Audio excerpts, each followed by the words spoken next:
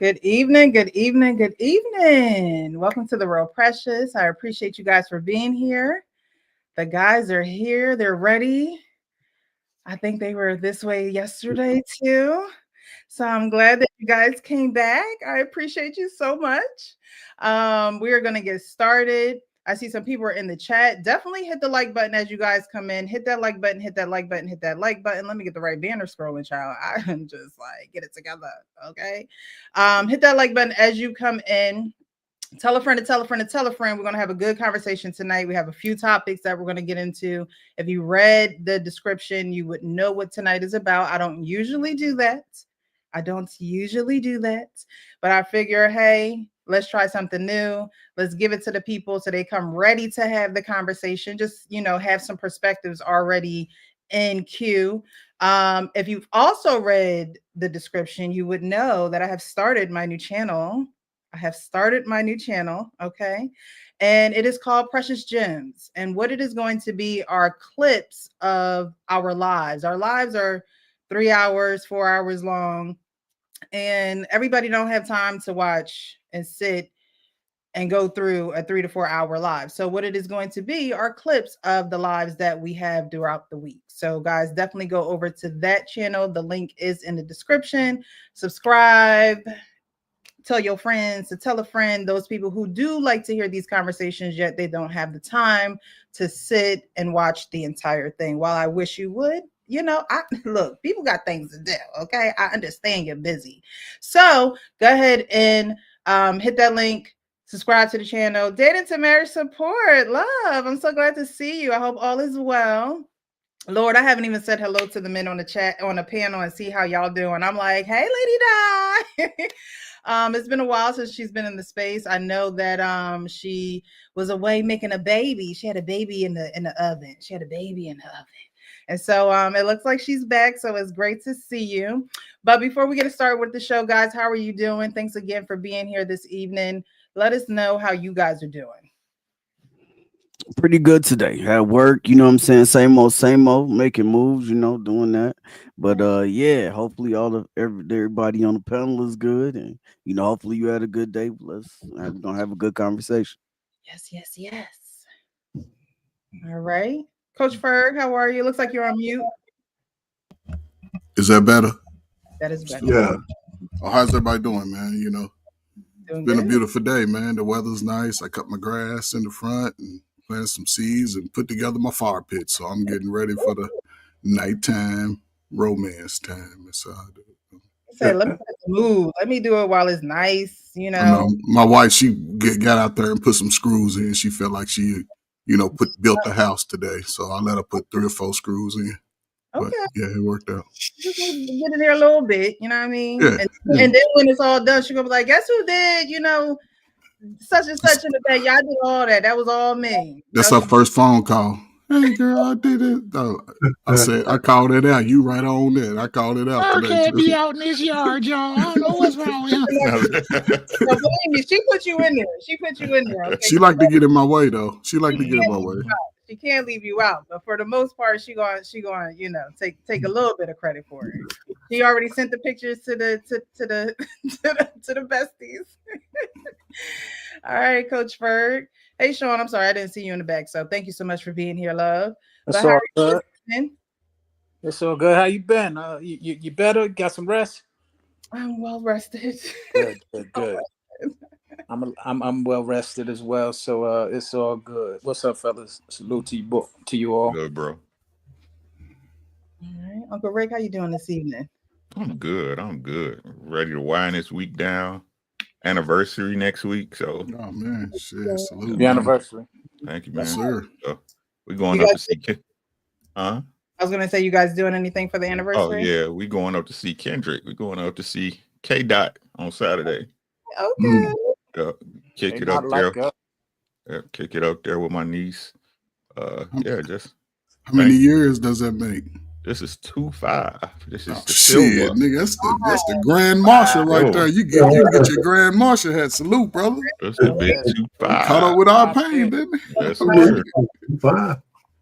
Great lady, man. I wouldn't trade her for none of y'all. I'm trying to tell you. None of that shit out there. None of y'all. Well, it's a great day. Thank you for having me again, Press. Of course. Arpain, how are you this evening, sir? Yeah, I'm out here. My camera's giving me some trouble, but I'm okay. I can't complain. I got it. Well, first of all, I came down with something. I don't know if it's allergies or something like that. So I'm hanging in there, you know. But everything's cool. I can't complain. You retired, man. There should nothing be bothering you right now. No, you know, that's why I'm here. You know, I said I can't call out sick. I'm not working. I can't call out sick. Yeah, but we're doing some stuff around the house. I got some repairs coming in and all that kind of stuff. And no, hell no, I'm not doing it myself. I'm feeding the economy, man. I'm too old for that shit. I hear you. I get you. You retired. I hear you, bro. Like Catholic school for you. My dad definitely would say that. Like, all right, guys, thank you for being here. We're gonna jump right into it. Guys, thank you for being here in the chat. Fish in the Fit, I see you. Good evening, everyone. Tarika's in the chat. Everyone, please hit that like button as you come in. Andre's in the chat as well. Good evening, sir. Thank you so much for being here. Again, Lady Di, great to see you. Great to see you. T Berry, thank you so much to be here. Peace to the gods and goddess of love. Peace to you as well, sir. All right, so we're going to get into it. The first topic is going to be about Michelle and Barack Obama. Okay. I don't know how long these rumors have been in social media, on social media, in the streamlight. But they have been, and lately it seems like they've been a little bit stronger. So I'm going to play this video, and it is a little long. So we're going to chop it up a little bit and give our perspectives at, certain points. But I do want to get you guys' perspective on a particular thing. So once we get through all of it, we'll go ahead and play that. Let's see if StreamYard will get to me. Obama divorce rumors. Okay. We discussed this on the show yesterday. You guys listening to the show are not serious people. I said, hey guys, what do you think is going on with Michelle Obama? And some of you terribly wrote maybe she had prostate cancer, which I thought was really, really mean. I could not take you guys anywhere. Anyways, we should definitely take a closer look at these divorce rumors because obviously something is going on. Okay. Now, Michelle Obama, love her, hate her, believe her. It doesn't really matter. The reality is she has always shown up for her commitments, okay? In terms of being a first lady, she has played that role very well. Even after you leave office, by the way, you're still expected to show up to certain political events. It's like a lifetime appointment in that way, right? And unless you die or are dying, they expect you to be there. And one of those types of events that they expect you to be at are presidential funerals, okay? And another one of those events, obviously, is the inauguration. And Michelle Obama, despite all of the rhetoric about Trump and Melania, back when they first assumed office in 2016, she showed up, or 2017 rather, January 2017, she showed up and she, played the part no matter how she felt about Trump. You can see here, this is a throwback and her greeting her at the White House, right, for that transfer of power. So it was raised some alarms, I should say, when Jimmy Carter died and Michelle Obama did not show up with Barack Obama. It was like, okay. I'm going to stop it there. Mm-hmm. So she talks about Michelle Obama pretty much showing up for Barack, during the transfer of power, when they got into office and things of that nature. Wouldn't that be her playing the role of wife as the wife of a president? Does that seem abnormal, what she was doing with him? Yeah, yes. For me, as far as I was concerned, I did a live on BMU's called The Emasculation of a Black Man. Michelle shits on Barack Obama. When she didn't show up, I thought that was the ultimate emasculation, because everybody else was there. That one was when I first thought that her ego and all the other shit that she got going for her, superseded her respect for her husband. None of us would know who the hell she was unless she was married to Barack Obama. Right, but her showing up, and I agree with everything that you just said, but her showing up is not abnormal. So you're saying her not showing up. Yeah. It was a signal that all other shit that was bothering her was more important than showing up for her husband. And that shouldn't be the deal, right? Because you with the man who's here, everything makes it. He makes the difference with everything. I don't give a shit if you got a problem with everybody else. Mm-hmm. You don't like Trump and all that. What the hell does that have to do? Your husband likes Trump. They sitting down laughing with each other. What they got to do with you and the sister code? Mm-hmm. You know. So anyway, I was pretty pissed at that. For whatever it was worth. I mean, a lot of it is selective outrage for effect, but. Still, I did a whole live on it. I actually got more than one view.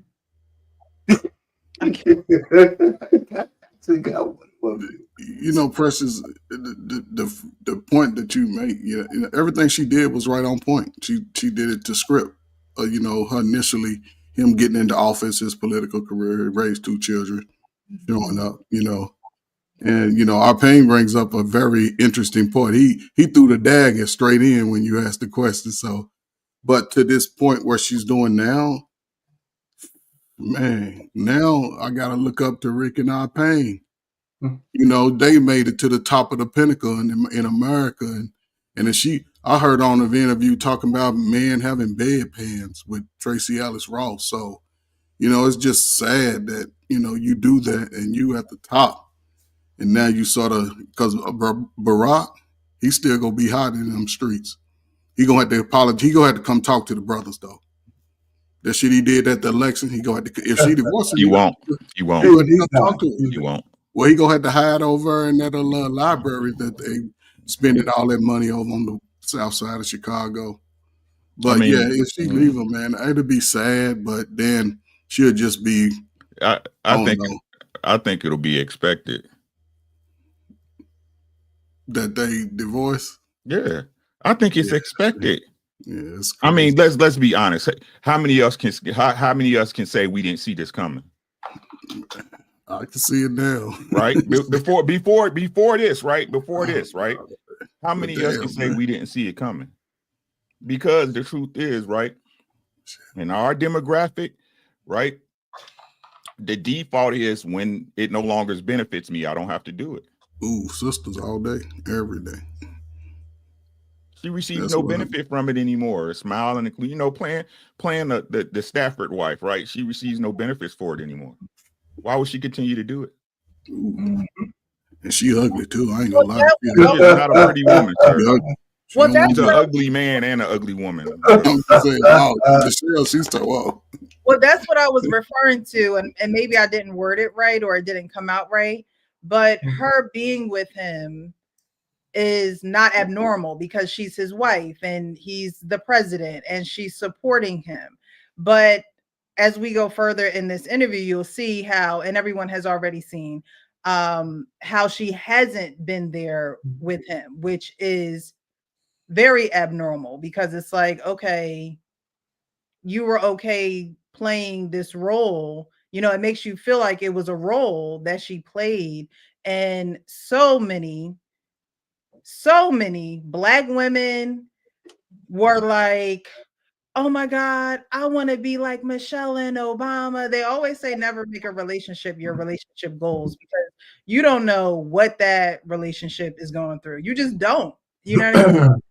The length, no matter how long they've been in, you just don't know it. And plus, people's problems are their problems. And they usually say if you were to look at somebody's problems, you probably want to keep your own problems because everybody got problems, right? And so now we see Michelle have talked about, you know, there being a length of time where she couldn't stand her husband and they didn't get along and they weren't agreeing. And now you see how he's showing up to events without her. Michelle out here sounded like Jada Pinkett Smith, in my opinion. Yeah. I'm gonna keep it thorough. That's who she sounded like to me.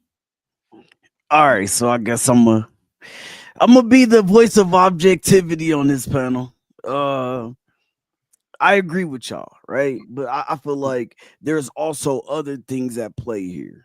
So like I agree with y'all, but I also feel like the Obamas were the most um so I know, and I know that some of y'all are gonna be like Trump this and Trump that, which definitely has happened, but y'all gotta also say that even though that shit came from the Democrats, it came from his own vice president too, calling him Hitler and all of that shit. But we can fast forward that. But the Obamas, they were getting criticized for some of the most weirdest shit. She wore brown and everybody was talking about, oh, she's not presidential, she's not a president, like, because she wore the wrong color. And then President Barack Obama wore a blue suit and everybody was up in arms and mad and this and that. Like they were like they now on the opposite side of that, they started putting themselves in some bullshit with these whole coming back once every 4 years to put, to come out like a dog and pony show and bring them out, and hopefully they can swing the voters this way and that way.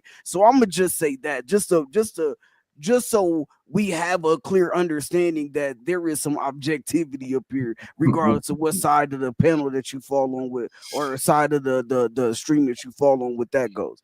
But yeah, but it's hard for me to like totally just throw it away, because my grandma said some of the same shit, and she was married until my pa passed. So like, my grandma was like, yo, like, I of course, like we say it all the time, like we, marriage is, I mean, love is not the top thing. You know what I'm saying? My grandma was on that. My grandma was like, yo, it's days I can't stand your Paul. It's days that, it's days that we don't get along. It's days that, it's times that I fall in love. We fall in and out of love with each other, but we've been married so long, like it's like it's bound to happen, right? And I mean, this is coming straight from my grandma.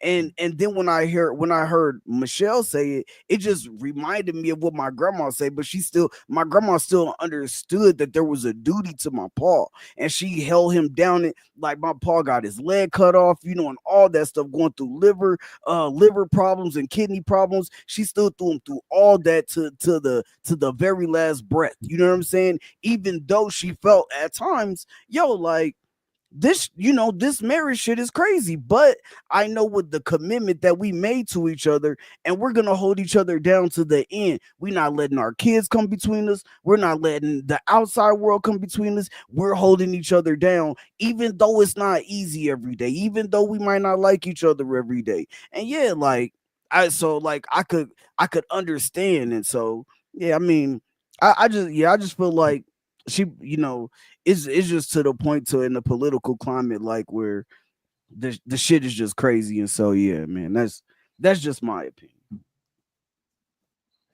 But with all of that, do you think that those ebbs and flows, so you talked about your grandmother and your grandfather, right? Those ebbs and flows came, but there was still a strong urgency to stick by his side, right? And did she outwardly show that, oh, today I can't stand him? Like, you know what I mean? Like, were there times where it was like,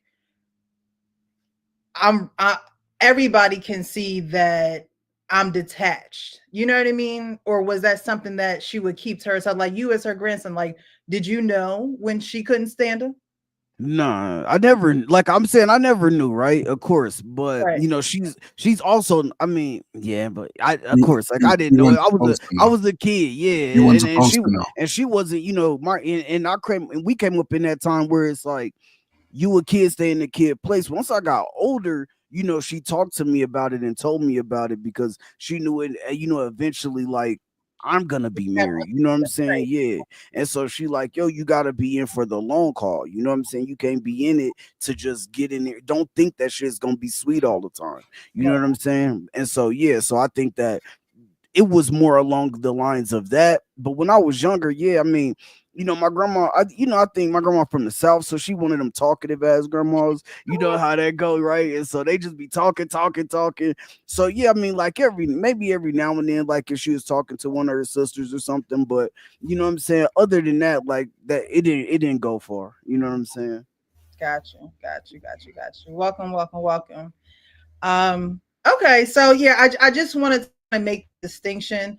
And look, I don't know what's going on in the house. Nobody knows what's going on in Nobody that house. does. Yes. However, when you do make those, um, you know how people have their grand entrances. well, it's also something can be felt and something can be said about when you're not there either. When there just is no entrance and he's walking in there alone. But that's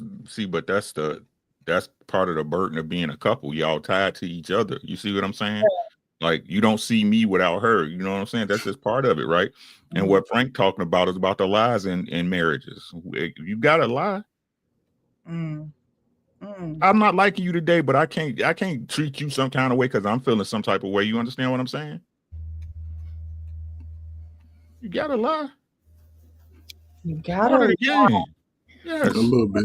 I don't know. That's not feeling a little bit with my spirit. I don't know. Like, get your spirit right. No, but you kind of what you're saying, but the way that you're saying it, I know. because it is called the real. Like sugar on top of everything. Sugar on top of it. I've been trying to get y'all the game for years. Y'all don't want to listen to me. The real Uncle Rick. Right? He's like, you gotta lie. But Grandma wasn't lying though. She was just speaking, like it's a responsibility and a duty once you tie the knot. You know what I'm saying? And she probably was telling you, when we get old, man, my wife, I had to keep up from, Precious still stuck on. You just. She's still stuck on. She's still stuck on the lie. I get what he's saying, but I get what he's saying, right? But someone watching this and be like, "You gotta lie." Like, what you mean? You. Let me tell you something. I didn't understand it. What I believe you're saying is you have to put her feelings before yours, and so you're not going. No, it's not even her feelings. It's not even it's navigation. That's what I'm talking about. That's what I'm talking about, right? It's not even her feelings. You put the relationship above y'all feelings, right? Yours and hers. Right? It's a part of navigating through the relationship. The routine. Y'all don't want to be honest about you this don't stuff. listen. Y'all liars, no, I want to be honest. I'm trying to get the routine. He just told you. Just take it. No matter how you feel, the routine's the routine. Like, if you got things to do, you can't be changing that up because of your little myth today and all that kind of stuff. I mean, you can't clock out just because you ain't feeling. It's not fair, right? Right. It's not fair in the game, right? That's the difference between me personally, right? That's the big difference with long-term relationships working out between one of the issues, right? One of many, right? Men know this, and y'all play like y'all don't. Yeah. Right. And then y'all want to tiptoe it and use it when this is a buffet, baby. You don't get to pick. You got to get everything on this plate. Yeah. You can't pick what you want out of this plate. Men understand once I lock you up, everything that comes with you until I can't deal with myself as a man, I'm gonna deal with it. I'm gonna take that shit. Yeah. That's when a man leaves y'all, is when he can no longer look at himself in the mirror being with you. And you're a waste and you're a liability. It's a long leash, and it's a very, very long leash with most men. I mean, a lot of men don't like to leave. We just don't. But that's why what Rick is saying is it rings true, because for one, y'all can't accept the truth. No, if we were to tell you the truth each and every time that we're together, I'm gonna tell you right now, y'all gonna end up having so much low self-esteem. It's gonna ruin you. Right. So what we have to do as men is to be able to navigate through it. And it all depends on the type of woman we know that we got. For instance, I told my woman once that she was messing with me, kept messing with me. I told her, quit being a bully. Right? Quit being a bully. And she was like, so now I'm a bully? And she went on with all this stuff. I'm like, yeah. And that's all I said. Do you know I'm still dealing with that? She made little snarl remarks and stuff. She'd be saying something and she'd just come out the blue and be like, well, I know that I can't say nothing about it because I'm a bully. And I'd be like, this is what it is, right? Now, I'm just older now where I don't give all that back and forth stuff and like that. When I stand on, I stand on, and I look at her like, what you gonna do about it? What we talking about? Now, either we gonna hash this out or just, look, leave it alone. And then y'all learn how to deal with that right there. But y'all can't handle the truth and nothing but the truth. It ain't gonna work. It won't work. And we ain't worried about your feelings. That ain't what we worried about. We worried about navigating through that relationship. We know we can stop shit. And especially when you got some stuff going on, we ain't got no time for all that. It's just what it is. And we pick our fights. We know how to pick our fights.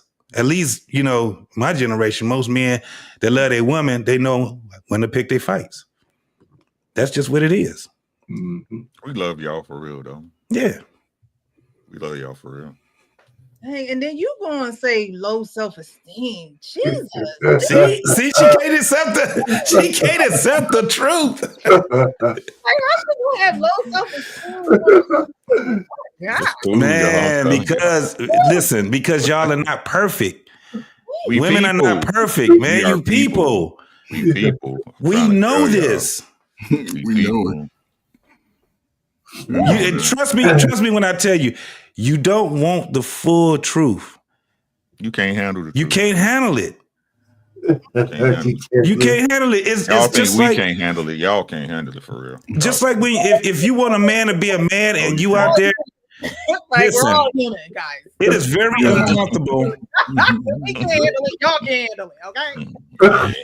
It is very uncomfortable. If a woman gets into an argument, it's very uncomfortable for her. If she gets into an argument with her man and he won't let it go. And let's reinforce, right? Let's reinforce, especially if I'm a good man and I'm handling business, right? Yeah. And we got this synergy and we out here living for each other, right? You can't. No,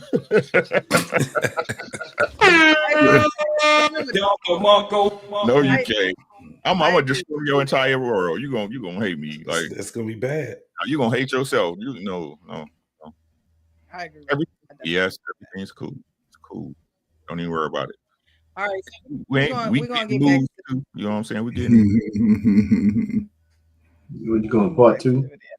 I'm right in the midst of what he talking about. Candace. Okay, what's going on?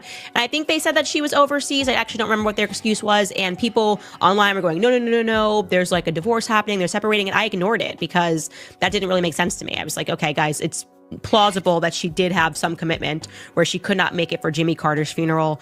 And we should just let it go. I don't know what that commitment would be because she doesn't really have a job, right? They're just unbelievably wealthy. But I don't know. I just didn't think that a divorce was happening. But then she doesn't show up for Trump's inauguration the second time, okay? That is very strange. That, like, when he walked out by himself, I went, okay, this is now getting weird. Where actually is Michelle Obama? What is going on between Michelle Obama and Barack Obama? Are they even living together? Have they not been together? We did obviously see them during the Democratic National Convention together, but these are two significant events that she has missed. So it's entirely plausible that she's sick, and it's entirely plausible that they are separated. Now, Obama did issue what people thought was a very late birthday tweet, and I think in large part people thought that he's only doing this because people are noticing that he's not posting a birthday tribute to her, and he tweeted this. He wrote, "Happy birthday to love of my life, Michelle Obama. You fill every room with warmth, wisdom, humor, and grace, and you look good doing it. I'm so lucky to be able to take on life's adventure with you. Love you." Okay. I'm gonna stop it there. So is that the line? We gonna lie? Yeah. You see them everywhere. You just can't put a finger on it. You see them. Yes. Mm-hmm. Yes. You know what I mean? Grease the wheel sometime. You got to grease the wheel sometime to keep the machine moving. So I love what it is. I'm trying to tell y'all what it is. Y'all don't want to listen. That's just crazy. I've been trying to tell y'all what it is. Y'all don't want to listen. I do. But I saw, give y'all the truth all the time and just looking past it and shit.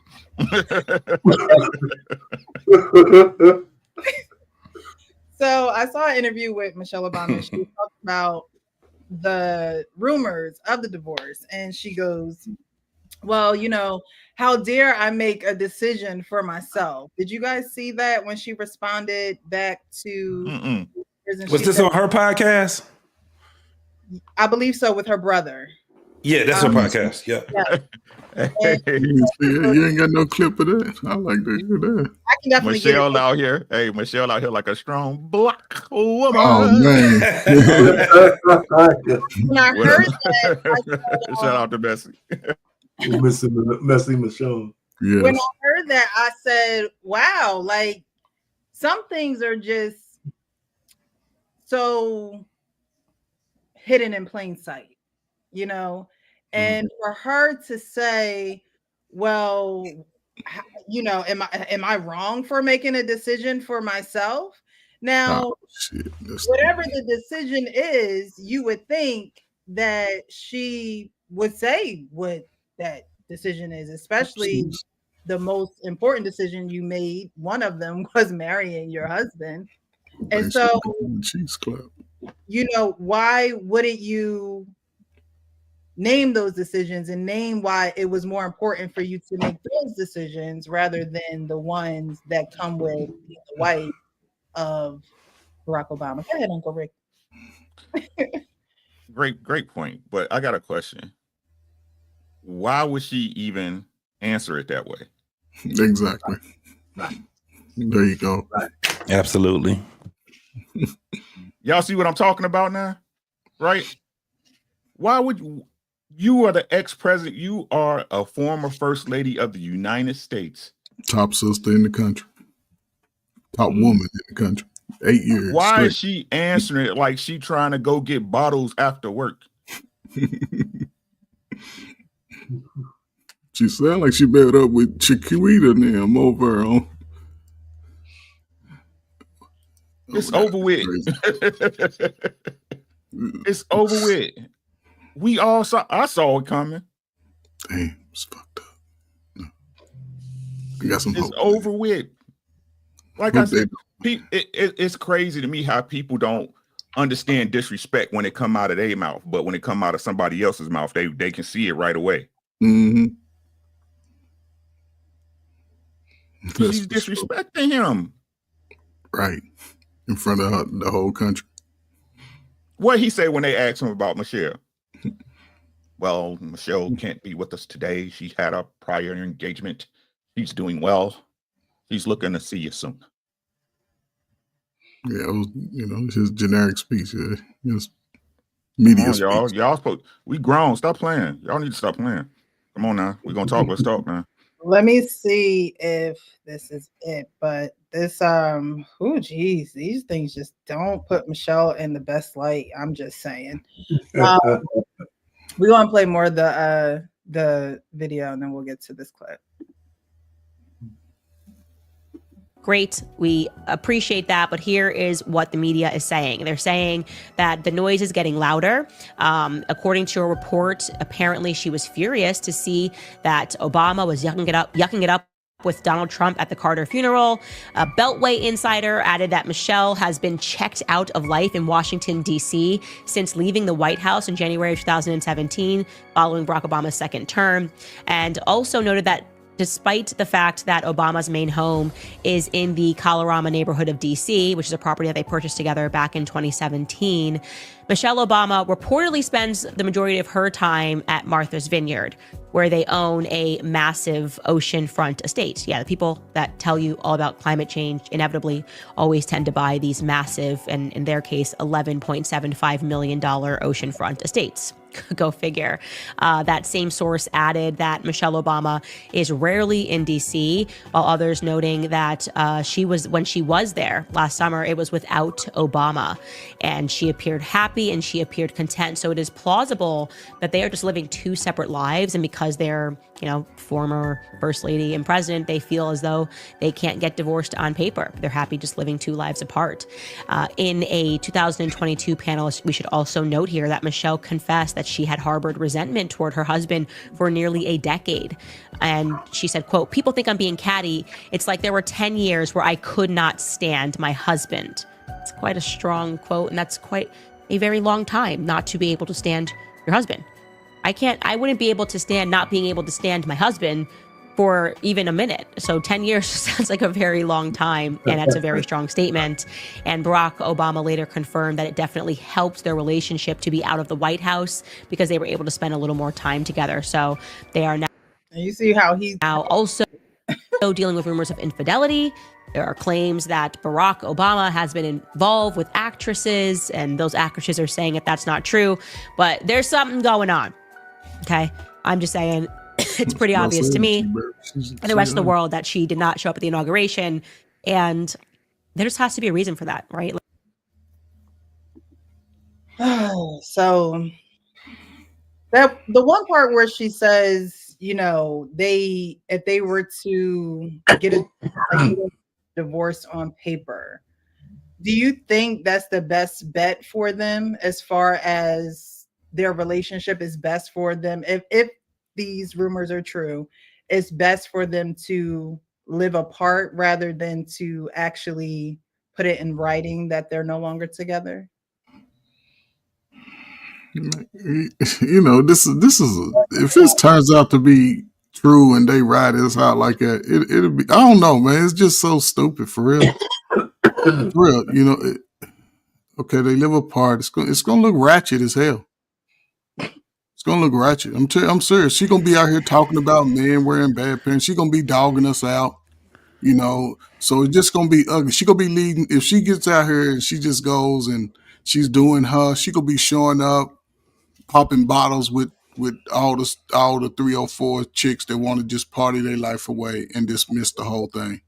It's gonna be ugly. She need to, you know, if they live apart, they can do what they do. That's, you know, that's them. But I don't know, man. It's like y'all done been married 33 years. Don't nobody want none of y'all. Don't nobody want none of y'all. Who gonna give them a share? She gonna pull an Oprah? Not the same for Barack. Barack can get. I'm just saying, yeah, but whether he might not like women, I mean, we don't know. Is right? So all right, so both of you, listen, man, both of y'all got points with that, but in reality, that's just not the case, man. They're gonna stay together. They're gonna stay together, Frank. They stay together. Listen, I believe they will, but even if they don't, there's always we got to understand that when it comes to like we got to understand that when that's it comes wild. That was pretty wild. Why you crashing so fast? I'm dead. No, but when it comes to celebrities and these people that make it to certain points, certain like the upper echelon, the rules are not the same for them. I don't understand why we act like it is. It's gonna be a dude out there that say it's gonna be a wealthy dude out there. He's not gonna be making as much as Barack Obama, or he's not gonna be as prestigious as Barack. But just because this woman was the first lady, he gonna be like, yo, we see it all the time with chicks that ain't got shit. We see it all the times with chicks that ain't got shit. So I don't understand why we act like this shit's not gonna happen with somebody who got something. Like, it just doesn't make any sense. No, it does make sense because there's no longevity with it. So when you're talking about somebody, of course she can get somebody. That's the problem. When you're talking about somebody just getting somebody, you know, that's not pretty much what this is about, bro. I'm not talking about just clapping, dogs. I'm not talking about. No, but listen to what she had signed up for, right? This lady is still, no matter if she wanted to or not, she have people looking up to her. So she is what they consider to be a role model. Mm-hmm. The problem that I see that she has is, first and foremost, she put herself on a podcast. It's not going to be, this is some shit right here that's going to be something that's going to be new. It's very new. The first lady, and the thing is that once you're the first lady, you're just the first lady. Unless your husband got impeached or some shit and got kicked out of the presidency, you're always going to be that, right? You can still call it the formal, but it is what it is. Same thing with him. So her getting on a podcast and talking about relationships, and she's on the wrong side of history already when it comes down to that.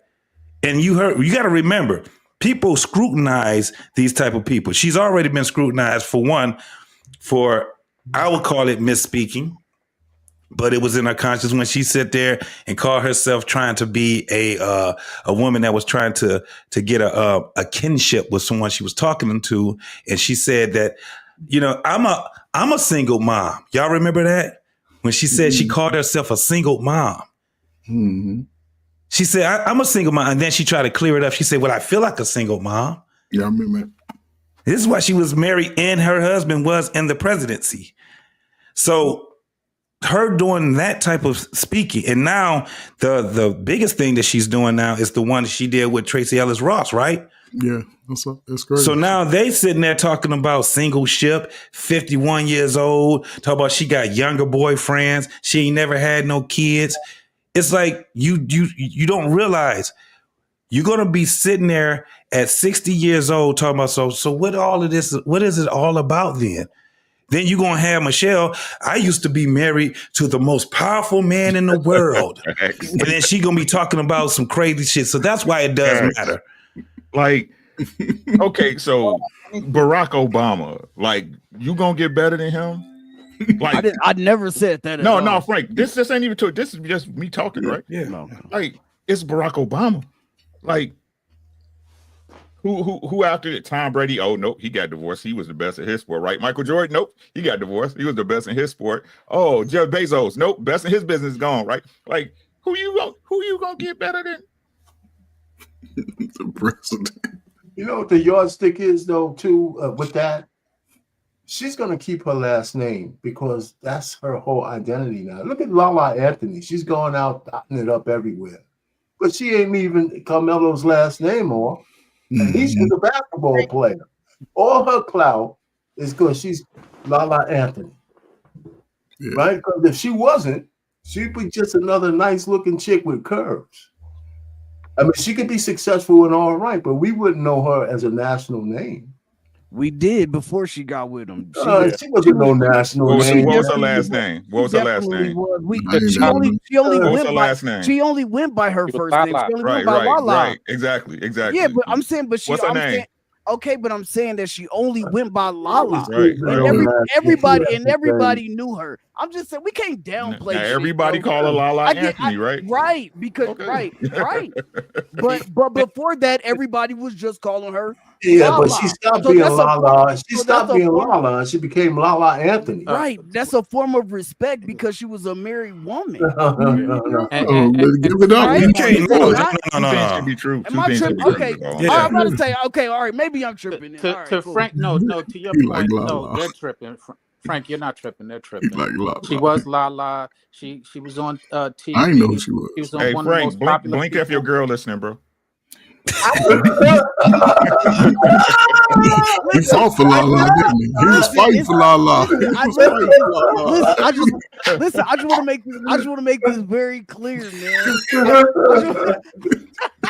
You sweat? You over sweating? It's a little hot, man. But listen, I'm just saying, bro. I just want to make this very clear, man. It ain't got nothing to do with no type of stuff like that. What it has something to do with is like we can't make statements that's just like not true, bro. Yeah. Like we're on a panel with people who like there are people who possibly know who Lala was before she got married to Carmelo, like Sean, because I think Sean is in the entertainment business, right? So, but I'm saying though, but if you watch MT now, you're more. Frank, ain't y'all the same age? Ain't you and her about the same age? Yeah, so I'm saying so our opinion.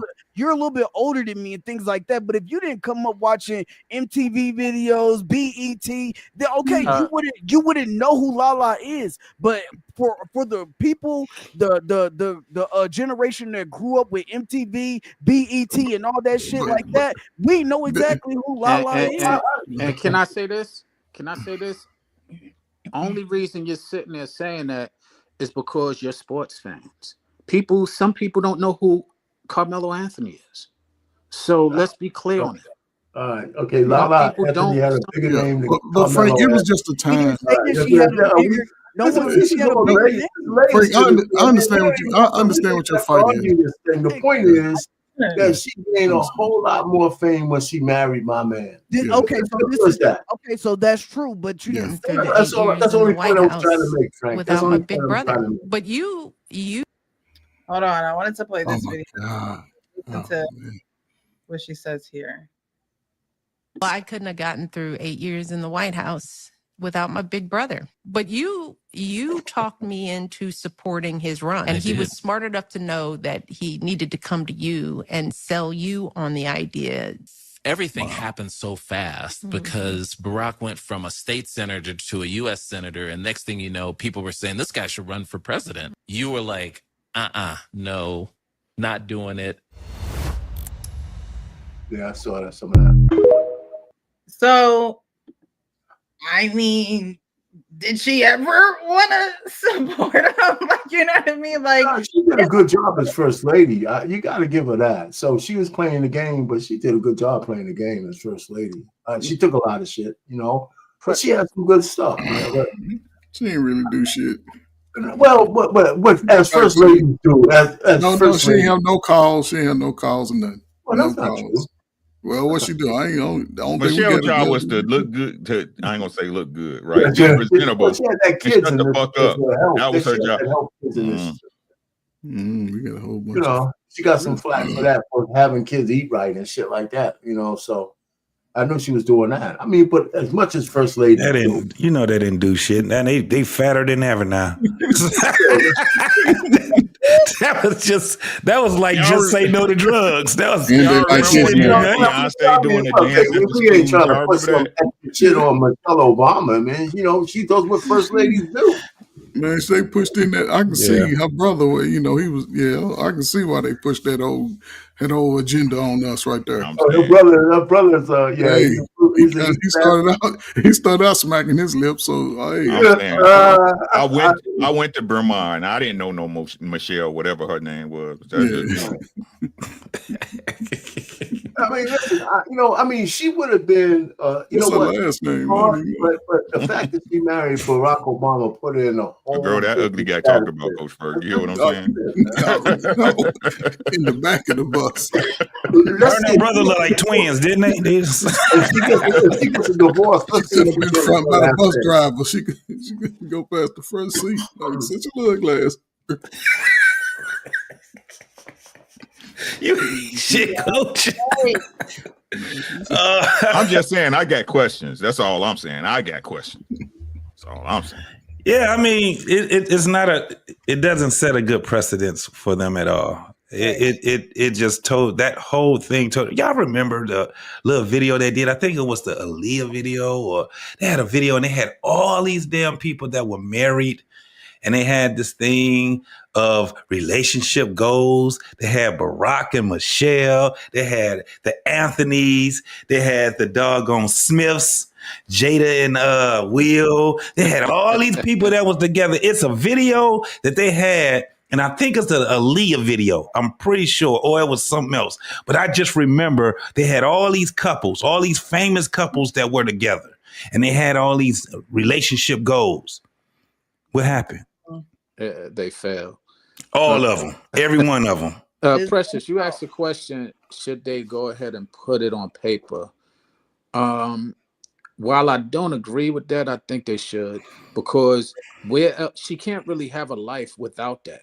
If she tries to do that, somebody is going to find, they're too famous to kind of, live up to a false lie for a long amount of time. They've done it enough, and if they really want to, that's probably why she's unhappy, because she's been living a lie for a long time. So I think that, that maybe they should put it on paper so that they can go ahead and try and have a life separate from one another. But she would, man, for one, again, that's why I said she's still first lady. She still get, the same, not the same perks, but she still get perks. She still get the whole thing with the security and all kind of other things that goes. Now, my whole thing would be, if they did do it legally and put it on paper, do she lose all of that? Right. If she divorces him, does that go away? Well, I don't think it ever happened before in history. Right. Well, that'll be the first time. Yeah, on the niggas. Because it's the first black. Yeah, that'll be just fucked up, man. fucked up. Like So let me the let me black retract folks my that statement that I just said They're because not getting a divorce. I As hope I not, said man. something I'm else. praying. Don't do it. Let me retract that statement that they should put it on paper. scratch. They should just live it out till death Just do them leave part. it. Leave it alone. I Just bet you she filed first, though. I bet you a I dollar bet she you, filed first. yeah. I A can see dollar that. she filed first. If it happened, yeah, I can see that all day. Especially after these interviews she giving out here talking about men with bedpans. Come on. so what do you guys think that would do with the whole diaspora of the sisters? Nothing. They're Nothing. gonna run through They'll I'm our saying, alley. do you think that they would champion that? Of course. They'll be happy and then run to the next bubble of Of delusion. course. That's right. Well, that's Yeah. Wow. And Of they'll just course. be baby mamas forever. Man. how would Just President single Obama sisters. let Obama divorce and impact America's view on marriage, or will it? Because I mean, we all know that marriage is not the popular opinion in these streets. So will it even affect the way that people No. look at marriage? No. It will One news cycle. it will lend to the bad behavior that a lot of people are practicing right now. The immoral. See, the one thing when y'all said that, I reflected on all of the presidents' wives that probably was unhappy but stayed in it until they died, and they made that sacrifice. I can just see there's still some that are still unhappy. Unhappy about what, Sean?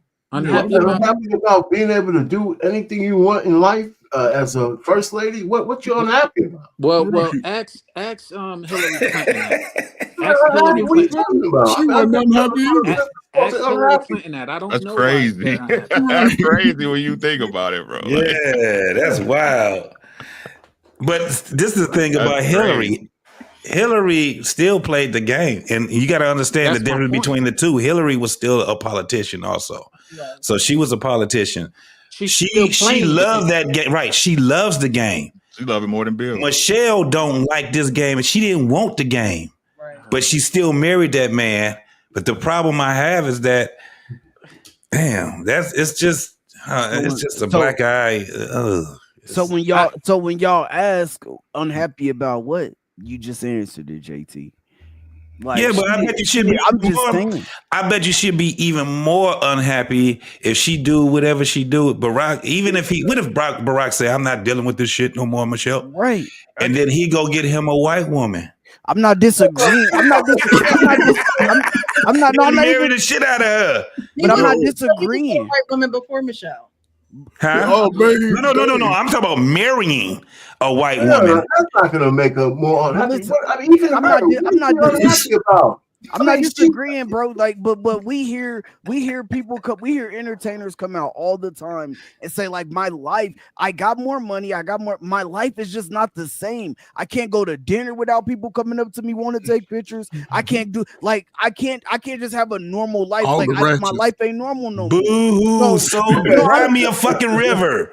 Precious, I want to That's what the Roosevelt is saying. I'm not. Just for a second, women who save attention all of a sudden, now that you're getting it, you don't want women love attention, but now she's getting. I'm just not just you, Frank. I'm just saying, what is she unhappy about? What? You can't say that. You can't say that, Frank. I'm just saying, I cannot act like people are. No. But Frank, come on, bro. Like, I don't get it, bro. Like, why do we not She can do everything. Frank, she gets $100,000 to speak anywhere she speaks. Yeah. She does all kinds of shit that the average person could never have. And she's got something to be unhappy for. Get the hell out of here. He got Secret Service and everything. What are we talking about? She's just a regular Can chick. I answer that? She's got all this shit. She just didn't like that nigga. She doesn't appreciate it. She doesn't appreciate God's gift to her because she can't walk around with her dick out or something like that. Nobody cares. I mean, she's just an epitome of a spoiled woman. Yeah. Okay, well, woman. I mean, get out of here. Okay. The average woman is toiling her whole life away. Here you are living in multi-billion-dollar mansions and shit, and you walking around like, oh, woe is me. I'm so fucked up that I gotta live with this asshole who was president, the strongest man in the goddamn world, and oh, woe is me. The grass, here, man, stop. Okay, the grass is always green. She got on the Secret other Service. side. And until you there, you might have that opinion. But if you look at more than just women, people who have had everything, and they have, you have people who have unlived themselves. You have people who have done, and I'm not talking You just celebrities. pushed our point right there, though, Sean. They want everything. They want it all, and they still not happy. The point is that's because they're thinking, that's because they're measuring happiness with success, and it doesn't, and success doesn't add up to happiness. Tell me what the happiness is then.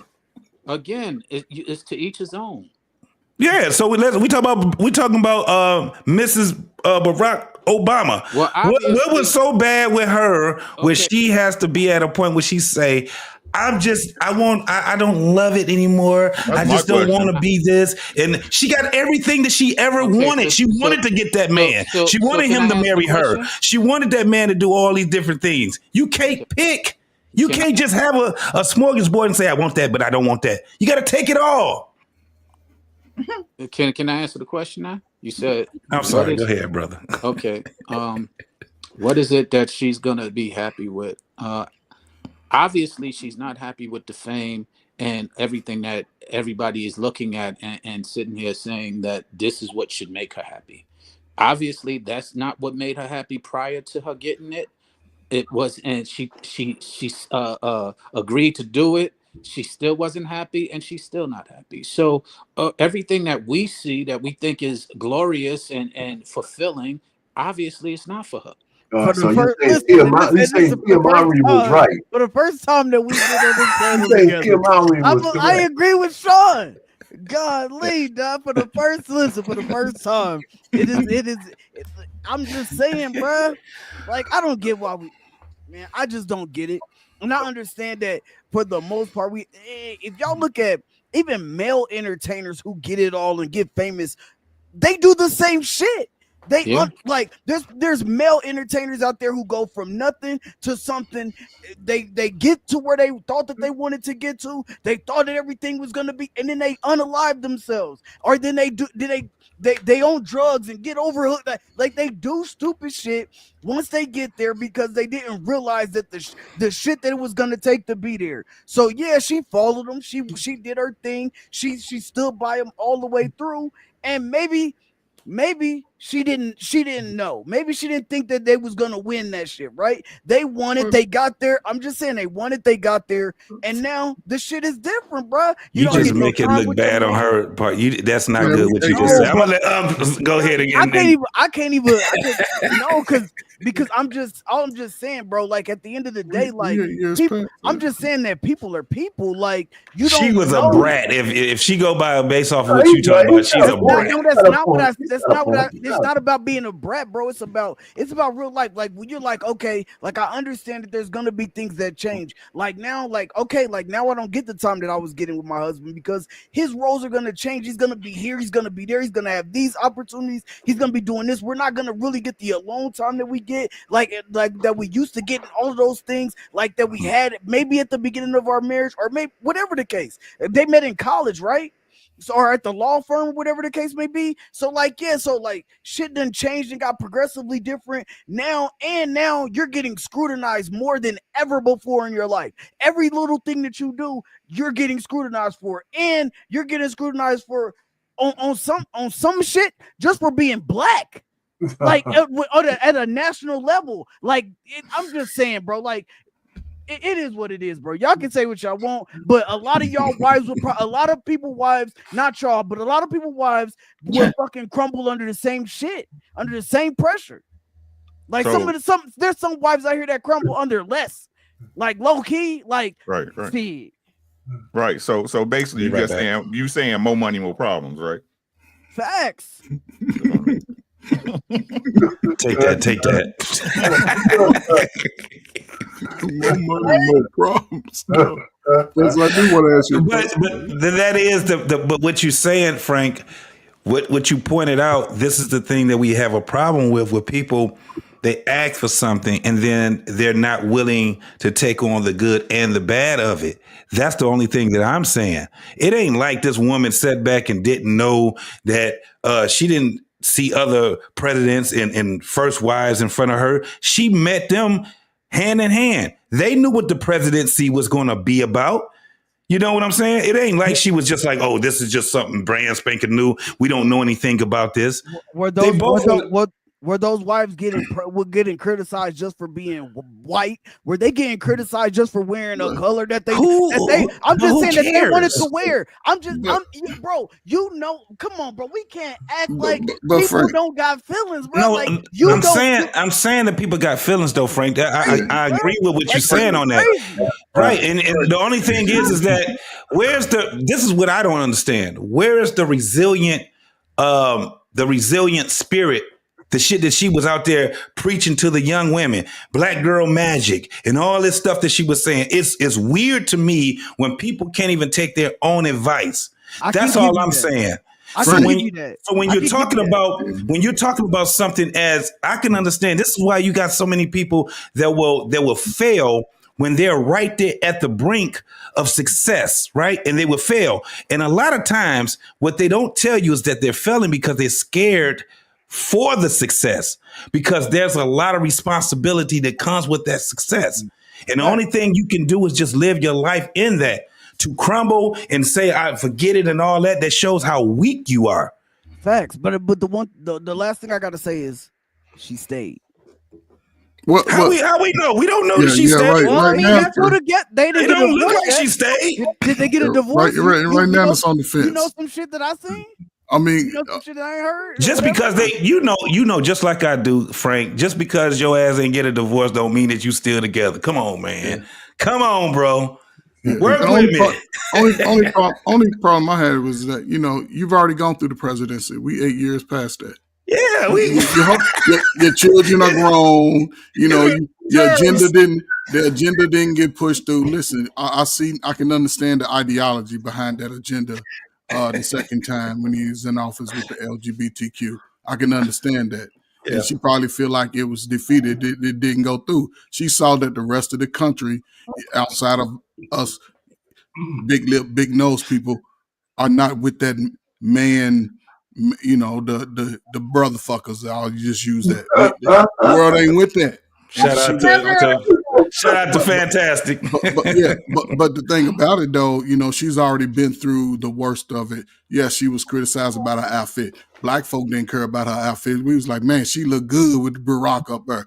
But then when she gets out, now that when you've already been to the mountain, now you coming back down here, you bringing chaos to the young women who looking for leadership. See, brothers are getting it. The women, no way that she can go out there and say, man got bedpans and get out here and be free as a bird. She gonna get knocked up. Dudes, hey, she don't want none of these streets. Stay right there with Barack. Ride that shit out. Stay on the different side of the house. But it's just sad that she's out here promoting that. Now Barack done came before the election and tried to shame us and shit. Now he's standing over, it's just a sad thing all around, man. So, Precious, I just have a question before we get a chance. Go ahead.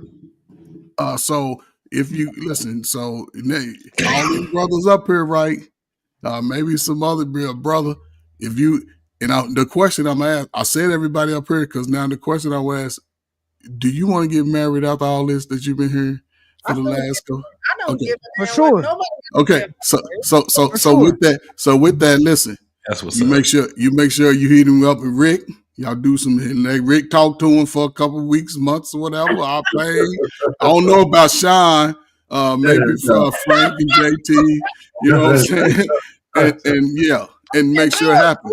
He ain't got all. My line is open. Yeah, he ain't got no 4 years, 5 years, none of that. He need to be locked down before the Olympics so y'all can go on out there to California and catch a tan and let your new hairstyle just blow into California. That's all. It ain't that hard.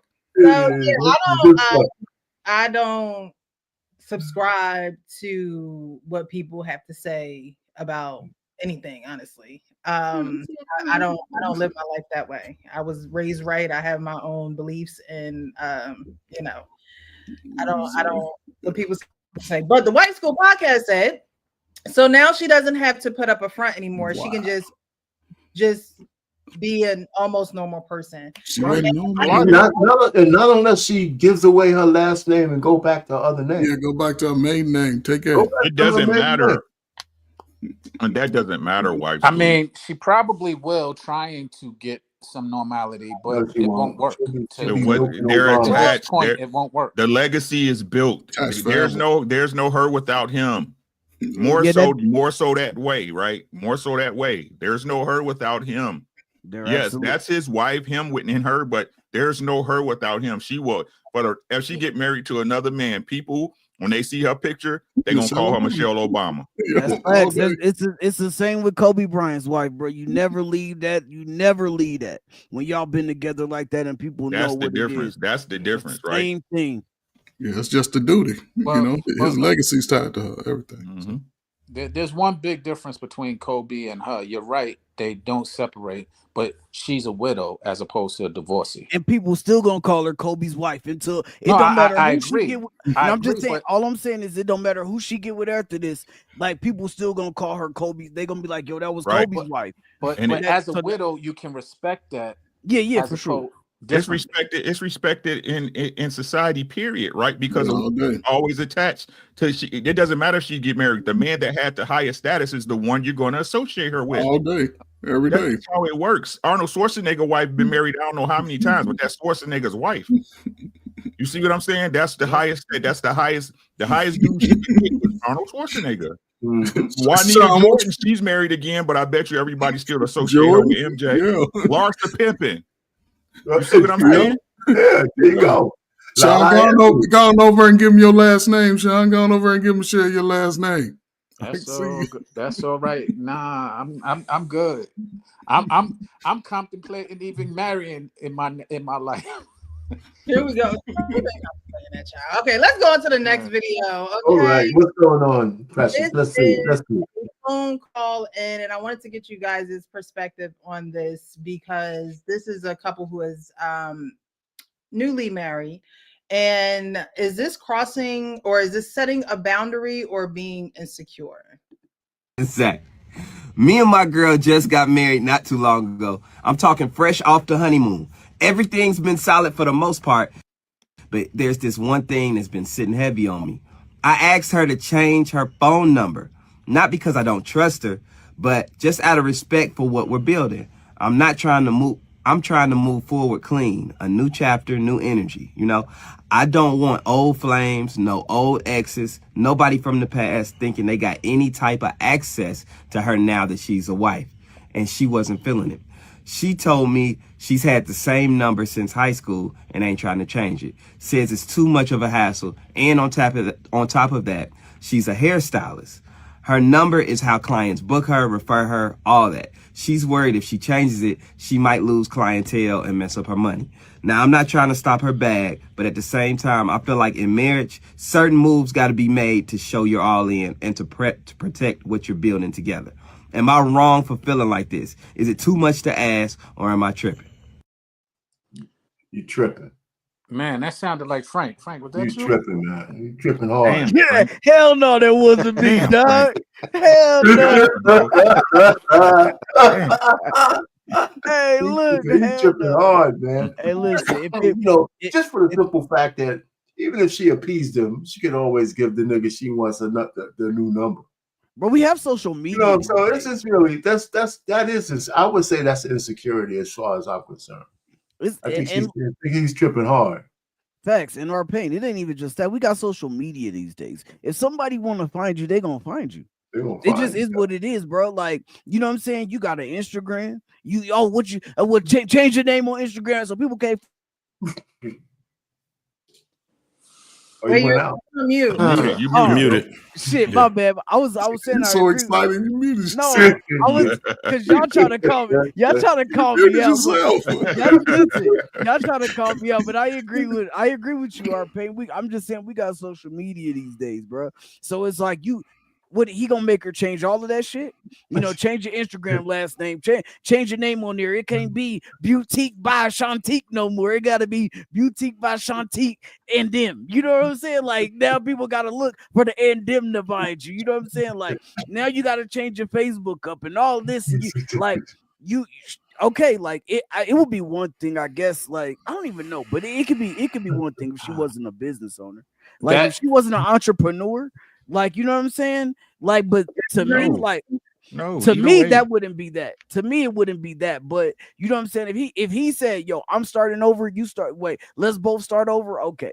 Then he put it out there all on the line. But you know what I'm saying? But you know that your wife is a business owner, and you know that she got clientele, and you talking about, oh, I don't want nobody to be able to reach out to you, bro. Come on, bro. Man, Come he on, bro. he lost me at the presentation. Then he lost me twice when he said, "Well, I feel like, nigga, I don't care how you feel. You know how inconvenient it is to get everybody a new number, nigga. Oh Yeah, man. nah, fuck all You know how that. inconvenient that is. Nah. I'd have had the same number for 20 years for that simple fact. Yeah. You know what I'm saying? Yep. Like it don't matter if I had the somebody same- got a. You see what I'm saying? Like, Absolutely. what you talking about? It don't matter who got her number. It's who she pick up the phone for, nigga. Facts, man. Talk that talk. That's a valid point. And I was gonna say the proposal is an interesting one. I don't agree. When the business came in and it lost its luster. It just fucked it all up for sure. Yeah. So I can understand that. But let's just say she kept the number and they got another number. I don't know. It's to your points, if you don't trust the person, your number ain't gonna really matter. Right. Why you even marry her, nigga? Not Like, one you bit. called her number, didn't you? Didn't you have her number, you stupid ass? Like that's Right. this is insecure. Yeah. This right here is insecure, right? No rhyme or reason except to make him feel good in the moment. This is not no protection, right? This is not no provision. Well, in fairness, we don't know. We know from what. Oh, yes, we do. We know. No. He put it out there. No, hold on. Right. So that means he questioning his girl, right? He put it out there. Now what I'm saying is no. Answer the question. Answer the question, sir. So that means we have to question his girl, correct? We have to question his girl. Yeah. At that point. Yeah. Because what he making it about her for sure. Right. So what I'm referring to is that we don't know what happened between them to where he's making this request. So to your point, yeah, we are questioning the girl, but it might be a reasonable question. He said everything. See, I listen. We don't gotta know what hold on. That's why I tell y'all listening is a skill, right? I listen.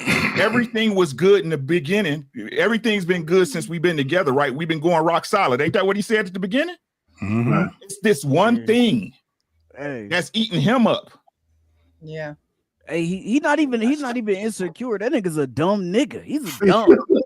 He's dumb. He making problems when there are none. If you say that's your girl and she rock solid and you trust her, what's the problem? Yeah, he inside his That own. is so funny because I got a real anecdotal experience with that. When I first met my wife, you know, every so often, man, we had the big ass flip phones, but I mean, she would have get a call here once in a while when we first started dating. Those shit, they just stop. All that stuff just stopped. All those numbers just stopped. Right. Nobody called at all. And you know, so she took care of it.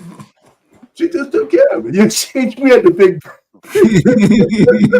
at the Motorola bags and the Centels back in the day. She said, my man don't want me talking to nobody because he might think that somebody is. No, she ain't have to say that. She let them know I'm with our pain. That's how it happened. She let them know when they called. Man, I'm with our pain. Me and our pain together. Don't call me no more. Y'all need to chill the hell out, bro. Y'all need to chill the hell out. Hey, Lisa. Look up to the old lady. I pay with you on CDs and shit. Our pay said they had the big cell phones now. They was no cell phones in 1920. Switchboard operators and shit. Y'all use switchboard. Y'all crazy.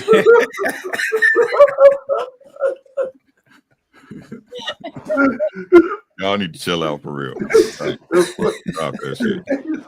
That's why Stop that bullshit. Get yourself together. My man, Uncle Rick, I couldn't let him slide with that. It wasn't no damn cell phones in 1920. Stop your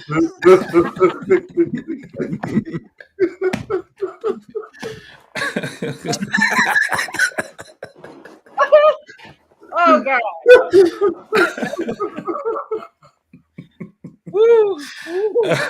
That's crazy. Yo, Frank ain't shit, yo. Frank ain't shit. I'm calling it right now.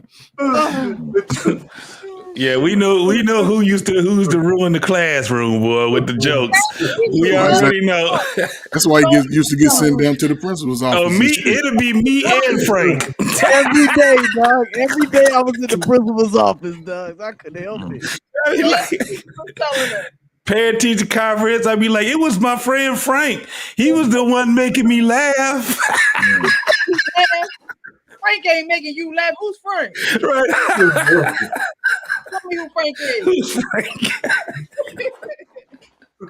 He comes strolling in. His friend looking out. I'm pointing at him. They ain't go right there. Making me laugh and stuff. I be trying to do my work.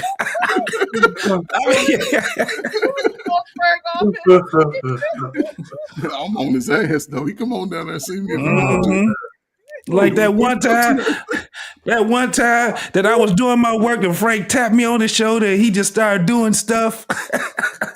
It don't be me, it be Frank. Thank you guys so much for being here. I appreciate it. Man. If you have not already, Harrison and Darnell, thank you guys for the cash apps. I really appreciate you. If you so feel it in your heart to donate to the channel, I would greatly appreciate it.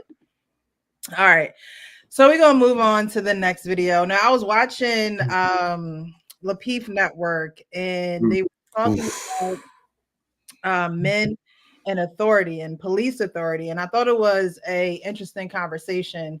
I remember years ago, it was a get together, and I had asked a group of guys, like, you know, what is it when it comes to you guys just doing what the cop says, or, you know, just submitting to that authority? And there were just so many different, you know, none of them said, oh, that's what I do. That I don't have a problem with that. None of them said that. So I want to play this video and get you guys' perspective on it, because we all know that there's trauma behind police brutality and things of that nature. But I just wanted to get you guys' specific perspectives. And of course, the chat definitely chime in. Of course, I'm recording too. All right, so what's the reasoning behind this? Let me get your license and registration, please. I don't have the actual copy. I have a license. Do you have a license? Can I see the license?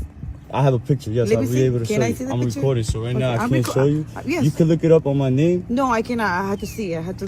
You can't physically write it down on the computer. I had to see the license. I've done this like 20 times. Not with me though. Anybody, cops. Okay, but you know, I don't want to stop the recording. Okay, but you don't have to. But I had to see the license. All right, so you could look me up. Hear me out. You get what I'm saying, right? No, you hear me out. I'm trying to just leave. I'm hungry as hell. I haven't ate for like. I'm just trying to get my breakfast and go on about my day. And I get it. It's frustrating to anybody because it's like you guys take advantage of your job. Well, you guys. Can you guys see the video? No. Not at all? No. Really? If you just click it off and click it back on, we probably be able to see it. It would have never happened if I would have just got out 5 minutes ago. But you didn't. All right, and that's cool. Okay, and what's the problem? I seen what you was doing. So we getting somewhere, right? Okay, we did it. So now that you're here, that you out, this is your car, and you were about to drive the car. I have to confirm who you are. All right, can you run my plates? My car's registered. I did, but and I need to see your license. I'm recording a video, man. My phone is the. Thanks, can I get one more unit to my location? You serious? Okay, I need the license. I need insurance. I'm gonna pause my camera, but I didn't want to. Well, how are we gonna get to see who you are? You could. I'll give you my information. Can I see the license? Excuse me. I could give you my information. Okay. But isn't better if I just see it like in your picture? Yo, and I know who you are. And this I don't know who you are. You dated my cousin. Who's your cousin? Years ago. Jonathan. Okay, I do know Jonathan, exactly. but that's nothing to do with that. I know who. I remember you from Forest Days. I hope you do something crazy because I'm watching. Okay, Why would I do something crazy? I don't know, because you're doing something crazy right now. You're not giving me a break. I'm literally in there for 2 seconds. I'm trying to make money, do something, and you literally harassing me because I'm here parked up. All I'm saying here, I need to see the license. You could search it up. It's on camera. I'm saying what I'm saying. But I'm recording as well. So your boss would tell you what I'm telling you. You could search up my I name and your computer, and you see if I have a Hear me license. out. You understand? Hear me out. No, man. I don't want to. You have a license, right?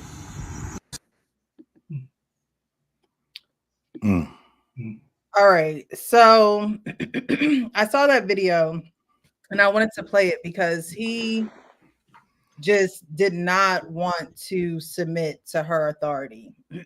And I'm like, well, you don't want to get your license because you're recording, but did you really feel as though that there was a threat there? You know, most people record because they feel that they're being threatened, or they need to because they feel as though something is going to happen that they need to have proof of.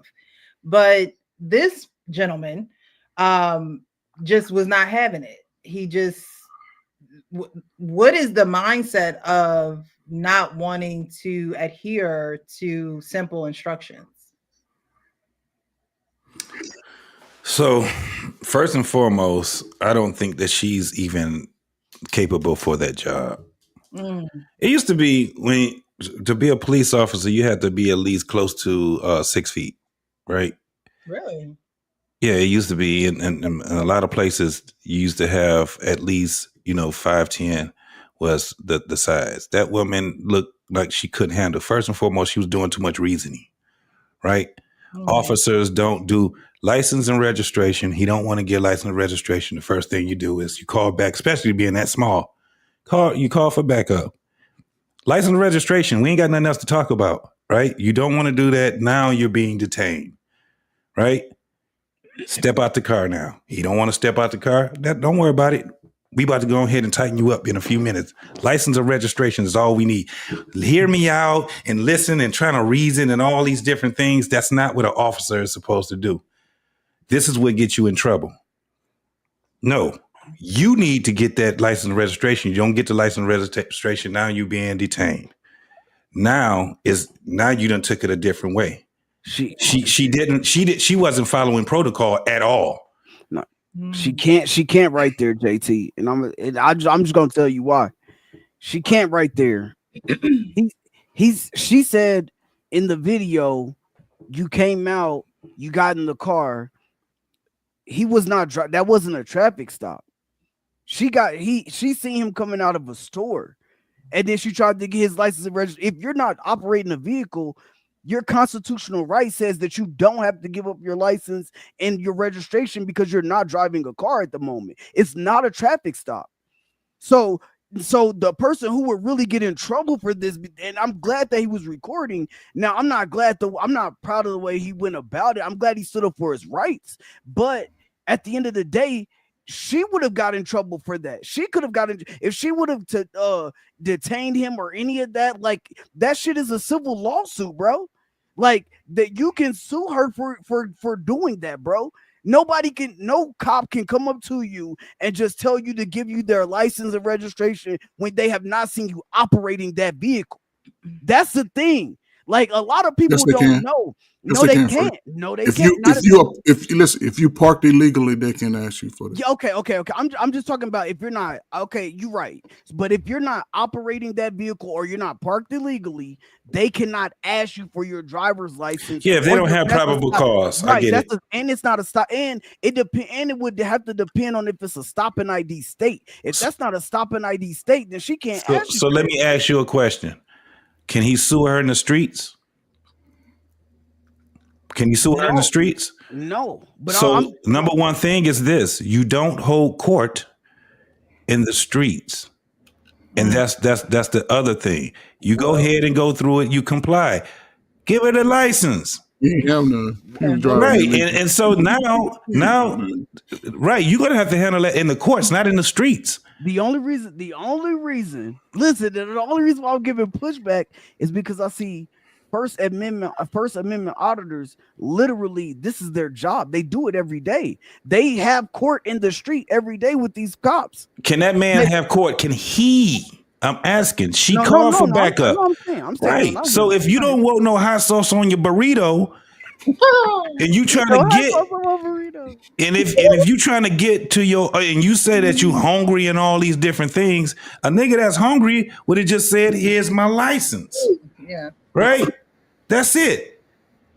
Now, this the craziest part.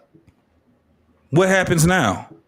He gets pulled over. He still get detained. Now it's just going to take forever. Now he can possibly, depending on where they at, he could possibly lose his life. They gonna tow his car and everything. Everything, and I agree with everything you're saying. I agree, and I wouldn't want it to escalate to that. All I'm saying is that the officers also have to be careful too in this situation, because you only can detain them for so long. If they detain them for longer than it's supposed to be, that's in their SOP, then guess what? If that person sued them, then that's what she called back up for an irate dude. This shit is about to go from being detained to an arrest. Right. What I'm saying, right. So what I'm that's saying is lawsuit after though. Okay, so even if it would be, you fight it in court, you don't fight it in the street. Yeah. You ain't that damn hungry. Let me tell you. And not necessarily that it would go to court. It would probably go to court on his detriment. One, I know he didn't have no driver's license because he would have just gave it to him. He was illegal some kind of way. Now, like I said, if you park illegally in the streets and the police ride past, they can just pull up, take your license, and make sure, okay, you came right out there at the wrong time. For sure. Then they're going to ask for your license, identification, and then they're going to ask for your registration and your insurance, especially when you do dumb shit. And then the fact that he was so resistant, then, I thought she was too close. You know what I'm saying? I thought she was, Yeah, I mean, she that's what I said when I was there with it. Yeah. If they're arrested, you're gonna be they're gonna take you. It's gonna be at least 3-4 hours. They're gonna. But that's why I said what I said too, Frank. I don't think that she's even capable for the job. That tell you right there. They just need some people. Then he bringing up personal shit. You dated my cousin. No, she handled that shit. She handled that shit all wrong, and he did too. But the thing is that this is how things get escalated. If you man, you handle things as a man, right? Here's my license. Here, shit. What you got me for? Nothing. All right. Well, I'm gonna see you in court then. Thank you. I'm trying to eat my burritos. Trying to get my. You don't want no burrito. You don't even want to talk about burritos. A lot of people, if you know what I'm talking about, yeah, I know what you're talking about. But I'm just saying, the hot sauce is the taser. It's the issue. No, but this is the reason why the whole two things that right, or two things can be right at the same time, or two things at the same time, should I say? It's like everything you saying is right, and of course, like if you're thinking logically, yeah, like I mean, I don't really have here in Colorado, like it's a big military presence, so you don't really get that type of, They're the biggest assholes. So like I was at Fort Carson before. They normally let me ride. Like they don't trip on me at all. But it's just like I get why some people do this now, because now I feel like with the cops, and it's not just a black thing. I just feel like people are starting to stand up. People are starting to know, like there was a time like where you didn't know what rights that you had when it came to police officers. You thought you just had to obey anything that they said because it was a lawful order.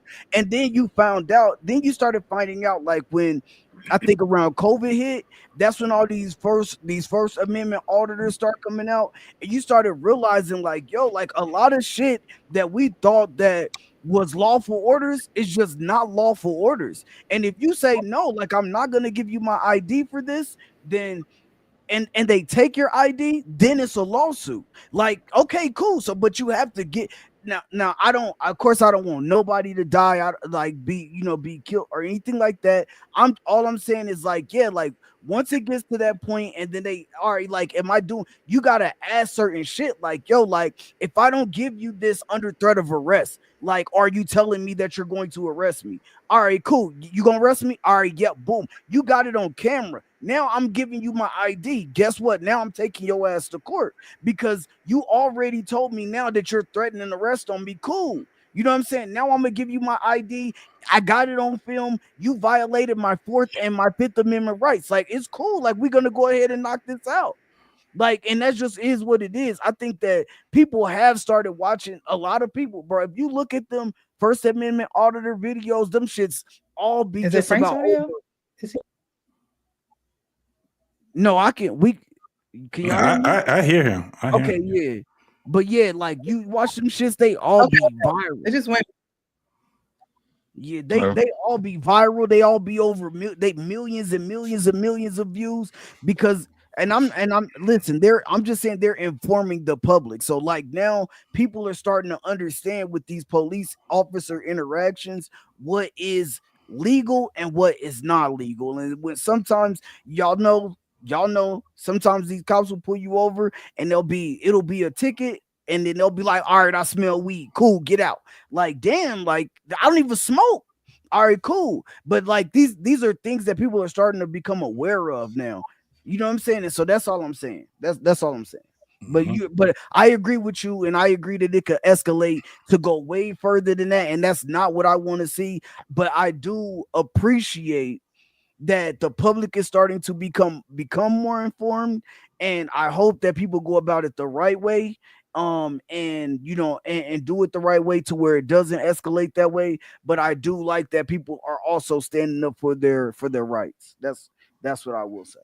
I believe in minimizing your contact with police wholeheartedly. I don't care if they pull me over. Here's my license. What you need? Send me on about my way. Right. I don't have no problem with a cop doing their job. I have a problem when a cop act like they got a problem doing their job. Yeah. There you go. Understand what I'm saying? So if I'm pleasant, which I'm gonna be, right? Even though I'm pissed off, you pulled me over and you just seen a guy fly by me. You know what I'm saying? Right? You pull me over and I'm pleasant and you pleasant and we can get on, right? You're gonna give me a ticket. Like I said, I have never not got a ticket, nigga. Like my wife don't never get no ticket. You know what I'm saying? I'm pleasant no matter what. Hey sir, how you doing? Da, da, da. You know what I'm saying? If he go back there and he be back there more than 7 minutes, I'm getting a ticket, bro. Give me my fucking ticket so I can get on about my day. They used to write it. They used to write it. Now they print it out. Uncle Rick don't even get it. You don't even get a warning, my I never get warnings, bro. I never get warnings. Never, bro. A few warnings and everything. Never. That's why now I'm not cordial. Y'all understand what I'm saying? I'm not cordial, right? Right. How you doing, sir? So, yes, sir. Hey, I'm grabbing my license registration, nigga. Just let you know what I'm saying? Here you go, right? Mr. Williams, you gonna give me a ticket, bro? Yeah, because you write my ticket so we can get on, right? It don't take no half an hour to write no goddamn ticket. Right. I got places to be. That's why I was speeding, nigga. That's why I was speeding. Right. They know shit. All they gotta do now is point and click. Shit, that's it now. Yeah. Ain't no writing. Yeah. That's it. Yeah, They I'm sorry, JT. I'm telling you, like, minimize your interactions with them people. That's what people don't just like. Yeah. It's highway robbery and everybody knows it. They stop you. They there to make money. They ain't there to help you out. You know what I'm saying? They don't believe that shit. That's just something they might have to do, to make it seem like they work for the public. No, they do work for the public. You know what I'm saying? But their job is to fleece you out of your money. You know what I'm saying? Make sure that you don't get no charges you don't need. No charges you can't afford to pay for. You know what I'm saying?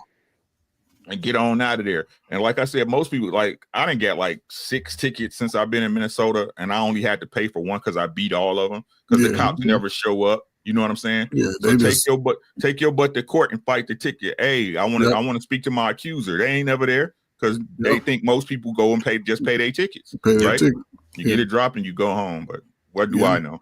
Because they have a quota. And to that, listen, when you drive and you get your license, don't be out there doing dumb shit that people be talking about. Yeah, man, let's hang out the window. Don't be doing that dumb shit. If you smoking, sit your ass back and lean, listen to some sit back music and be as quiet as you can till you get to your destination. Don't be doing dumb shit. And don't be driving with nobody that ain't put no gas in your tank. Or get to your destination and then hit it. Right, yeah, there you go. The legal shit goes first. They never show up. They never show up. And I had a judge one time try to take it. I was like, sir, you're not my accuser. Right? You're not my accuser. Where's the well, he's not here now, sir. You can't do that, sir. I like to have this case dismissed. Yep. Yeah. Now y'all hear that? Basic law, folk. Basic law 101. Go represent yourself and get that shit dismissed, like the man said. They count on people paying it. 99% of people pay their tickets. Yep. It was a lot of things. It was a lot of things I didn't know. Like I said, I agree with everything y'all saying, but it was a lot of shit that I didn't know. You had to run in with the law. You sound real. No, it's not that. I do like the First Amendment auditor videos though. Like the guy Long Island Audit and those guys, man, M Against the Press. Like these people show you they go, it's their whole job. They literally go traveling they travel the whole state, like even informing police officers basically on shit that's not right and that they cannot do no more. And so like a lot of people thought that you couldn't record in federal buildings, but you can. Like as long as it's in a lobby and not in a place that is that is in a place that says no long as it's not in a place that says restricted area, you can record. And so a lot of people didn't know that. And I went to a post office afterwards, or I went to to get my daughter's permit. And we had to get her social security card and shit. And they was like, there was still a sign up, an old sign that said you can't record. And I was like, yo, what? I was like, yo, like I asked the security guard, I said, yo, is that still like valid? And he was like, no, we just keep it up so people don't do it. You know what I'm saying? But the fact that I knew that you could do it was the fact that he was like, yeah, I know you can do it in here though. You know what I'm saying? But a lot of people, they would be out there and they wouldn't even have their phone out. And so I'm just saying, like, it's just a lot of things that the public don't be knowing when it comes to police interactions. And I feel like now with YouTube and the internet and the way that this shit is going, like a lot of people are becoming a lot more informed. And so, yeah, like a lot of these stops look way different now because people are actually watching those videos and they're actually seeing what police officers can and cannot get away with. Sometimes they get arrested, yes, and that shit results in a lawsuit after. Like the shit is dismissed, and then they get a lawsuit afterwards. And then guess who got to pay for that shit? Not that officer, the city, the state. They got to pay for that. So when they're coming out $750,000, $250,000, then now it's like, all right, we need to change some shit up. And so like that's why the whole body cam shit came up too. Like so a lot of things change these days. Yeah, Frank, even though, listen, you're right? All I know is that when I go across the crosswalk and I have the right of way and the car's coming at 100 miles an hour, I'm letting them go. I'm gonna wait. So even though I'm right, sometimes you don't have to exercise all the rights that you have. Just give the fucking guy your license and live to fight another day. That's it. That's all we need to tell people. I don't care if you're in the right of way. You know why? Listen, I'm gonna tell you why. Because you might know the law better than the cop. Mm-hmm. You might know the law better than the cop. And he's standing on some stupid shit and he didn't read a manual in 10 years. Right? So, you over here arguing your rights and you might be right, but chances are this guy might not know. He might not know. He might not know. He just think he has the right of way because he got a badge. So I just say, listen, if it's just something and the vibes is just saying, just give this guy my license and my registration. If you're clean and you ain't driving dirty, just get that shit over. No, if you driving dirty, give the nigga, tell him you ain't got your license. Yeah, okay, well, the same thing here. I ain't got my license. Just get past that. Just get past that. Yes, minimize your contact with them. Yes. Yeah, you got it. Yeah, if you don't, you caught. It's it. It's cat and mouse when you're in them streets. Right. Remember that Pac-Man how he used to sound when you get caught by the ghost?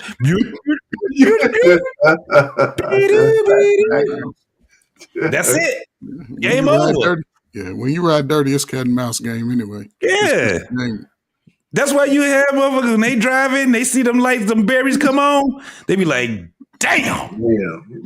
I ain't gonna make it to where I'm going.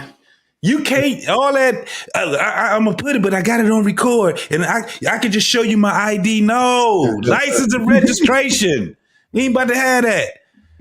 And that's what I'm saying. Even on her, because if it was a man and he was an officer and he been doing this shit, and especially he got an hour before he got to get off, I'm telling you, he about to go ahead and pack you up. He'll deal with that shit later. He about to hurry up, pack your ass up, put you in the paddy wagon because he about to get off. So he telling them, hey, I'm about to head to the precinct. You take him down to the jail for me. I'll write everything up before I get off. I'm heading to the whatchamacallit now. Now your ass sitting there, your car about to be towed. So now you got to deal with that because if you got a car left, you ain't got no insurance. If you got a car left, they're gonna get you with them tow fees, ain't man, they gonna get you with the tow fees. Bust your head open. And let it stay there for more than 2 days. And you need your license and insurance to pick the man. Yes. Done. I don't know how true this is, but I heard that car towed dirty game. and it is in a lot. You can turn around and charge them for renting your car. Don't believe that. I don't know how that Don't is. believe that. I ain't never heard of that. Don't believe that. Don't take that chance. I can't say that is one of them right there. Understand what your car is. It's in an impound lot. A police impound lot. A police impound lot. And it's behind the hood. it's a fence right there. I don't know about the police impound lot. They say we got some new cars over there. Hey, JT. Hey, they towed your car, then tell you they not responsible for it. You're not responsible for it. Anything in this car. It's gonna cost you $77 to $100 a day. Hey, no. Whatever you got in there, and it's a big old sign to tell you that we not. It's dirty. Dirty game. It's dirty. Chicago, real quick. If they tow your car in Chicago, right? If you have suspended license and they tow your car, right? They will make you go to the other side of town. You have to pay $500, show your insurance and license to get your car. Then, if they impounded you on the south side, you had to go all the way. You in a different county? Yeah, you're in the same county, but it's like 20 miles different. Boy. Wait, hold on. The tow truck. Hold on before it get there. The tow truck, the hookup fee. What are we talking about? The hookup fee, that's transporting, and they charging you by the mileage. Okay, so the moral of the story is just give the guy a license and just give the shit. Minimize your contact with them. Yeah, minimize your contact with them. That's it. And don't drive dirty. If you ain't got no license, have your dumbass friend to drive for you. Come on, man. In Detroit, they ain't got no license either. Shit. One thing I learned getting this old is choose your battles wisely, my boy. Yes. Hell yeah. You don't want to be in that system at all. Please believe it. No, with no gray hair. No, buddy. All right, we'll go to the last video. Okay. I saw this. Let me make sure this is completely off. Ooh, the juicy one. Yeah. And I, the question that I have really is not even towards the actual couple, but we're going to listen to it and then we're going to get into the discussion part of it. Guys, if you're just joining, hit the like button, hit the dislike button. I see a couple of y'all in there that ain't agreeing with the conversation, but hey, we're all here, right? So do what you need to do, but hit one of them. Thank you. All right. Let's get this going. Knew about my wife's affair and helped her cover it up. Last week, while my wife, 49 female, was taking a shower, I, 50 male, saw a notification popped up on her phone and went to open it thinking it was one of our daughters, Maddie 24 and Alice 26 email, confirming what time their girls' dinner was. Instead, I saw an unsaved number saying, "I can't wait to see you," and then a kissing emoji. I froze for a second. I clicked on the message and saw a short thread mostly confirming dinner plans for that evening and how they missed each other and once a week just wasn't enough. I knew what I saw. 29 years of marriage down the drain. Hoping to catch her in a lie before she left the house, I texted both of our daughters and asked them about the girls' dinner. What happened next broke me to my core. Both girls confirmed the dinner and said they were excited. I couldn't believe it. Not proud of what came next, I turned her location sharing on with me in her phone and let her leave. I followed her to the restaurant and lo and behold, neither daughter was there, but instead a man I knew was her boss. I was so heartbroken. Part of me was hoping I was just a paranoid freak and my daughters would be there happy to see me, but no, just my cheating wife and her AP. I took pictures of the two of them holding hands and kissing. I know I should have waited, but I couldn't help myself. I was so angry. As soon as I got in my car, I opened the group chat we had as a family, sent them all the photos and said, "Glad you're enjoying girls' dinner together." I then turned my phone off and drove to my brother's house and asked to stay the night. I woke up the next morning to over 40 texts and 20 voicemails. My wife went through the cheater's playbook of excuses. Wow. I didn't even listen to her voicemails. I was about to respond with, "I will be getting a divorce. I recommend a lawyer." But my brother stopped me. He told me to meet with a bunch of lawyers first and make sure she couldn't use them. Instead, I just sent the group chat a simple message. "I am physically fine, but need time. I will come home when I'm ready." I then muted my phone. I called different lawyers that looked to be the best in town that morning for appointments, met with all of them, and picked the one who looked ready to treat this as a scorched earth as possible. Finally, after spending all day with lawyers, I looked through the messages and both my daughters were apologizing. My youngest daughter, the daddy's girl of the two, was manic. She had texted me almost 50 times saying she never should have lied and hated it every time. Her boyfriend even reached out asking me to please reach out to her, that he didn't know what was going on, but she was on the verge of a panic attack. "Maddie, I love you, but please understand that what you've done has hurt me deeply. I need you to give me space." I sent it and within seconds got it. "Okay, I'm so sorry. I never should have helped. I'll never forgive myself. I love you too."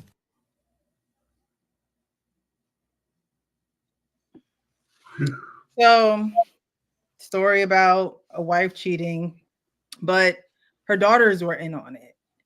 And my question after watching this video, adults go through their issues, right? They go through their problems. And earlier in the show, we were talking about how, as children, you really don't know what's going on in your marriage if you're not conducting your affairs in a way where they would know what's going on with your marriage.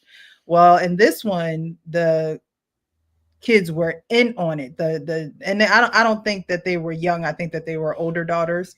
23 and 26, I think. Yes. So my question after watching it is, what do you think his daughters learned or should have learned in this situation? Because this is a part of life for them, real life for them. And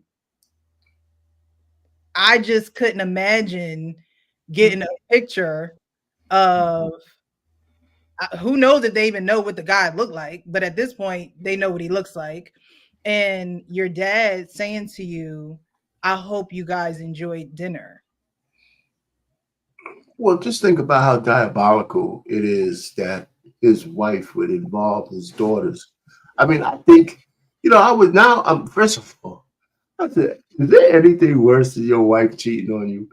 And now I just kind of found out here's something that's a rider on top of that. How can you possibly make cheats and lies out of your children? Now, one of the things like that, because that's really diabolical shit right there, right? So here's another thing.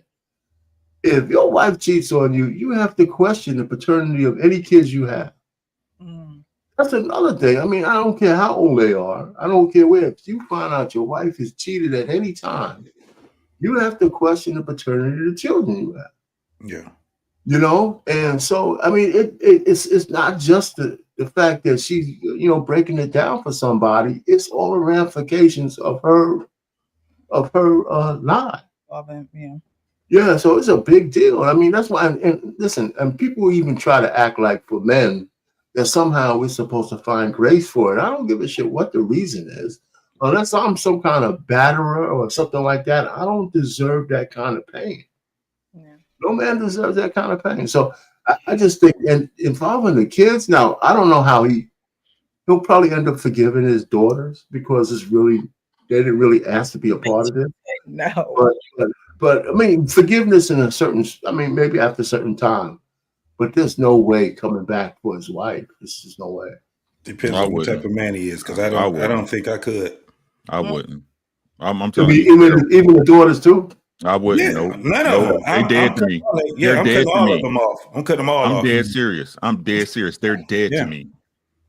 They're dead to me. Because they proven that they proven the notion he's a utility, use him up. Yep. Even your own daughters use you to fuck up. Yeah. And the thing that, you know, I thought about both sides when I was listening to Rick said, you know, how could I even forgive them because they are adults and I entrusted them with everything about me in my life and they doing what they would hate a man to do to them. And the fact that mama coerced that shit, I would do like Ape said before I even saw him. They would have to go do the DNA without me, bro. God damn it, I ain't showing her. You gonna do that shit without me, bro. But then you don't come to. Hey, look, all my documentation would be changed immediately. I'll give that shit to my dogs and cats before I leave it. Y'all don't understand the type of stuff a man gotta put up with. Right. Y'all really don't. Like, don't y'all understand? Look, the level of disrespect that is. If that was a man on the street, I'd end him. Yeah, man, ain't no telling what we'll do because we're gonna be men.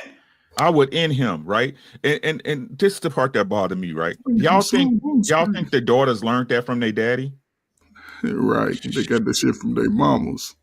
Right. Just like we gotta acknowledge what is, man. The truth of the matter is it doesn't matter how much a father is in the home. The mother has a certain connection with the children. That's right. That's why y'all are mothers. But again, in these type of scenarios, it's up to him to show restraint. It's up to him to react correctly, right? It's up to him. Like I said, in a relationship, whose fault is it, Precious?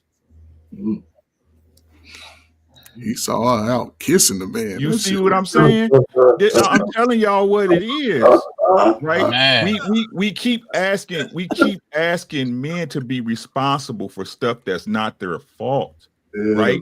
And we acknowledge that, but at the same time, no one is encouraging these women to be better. They're okay with them being just who they are and being messed up as people because the man's going to be held responsible for it. It's not his fault, but he's going to be held responsible for it.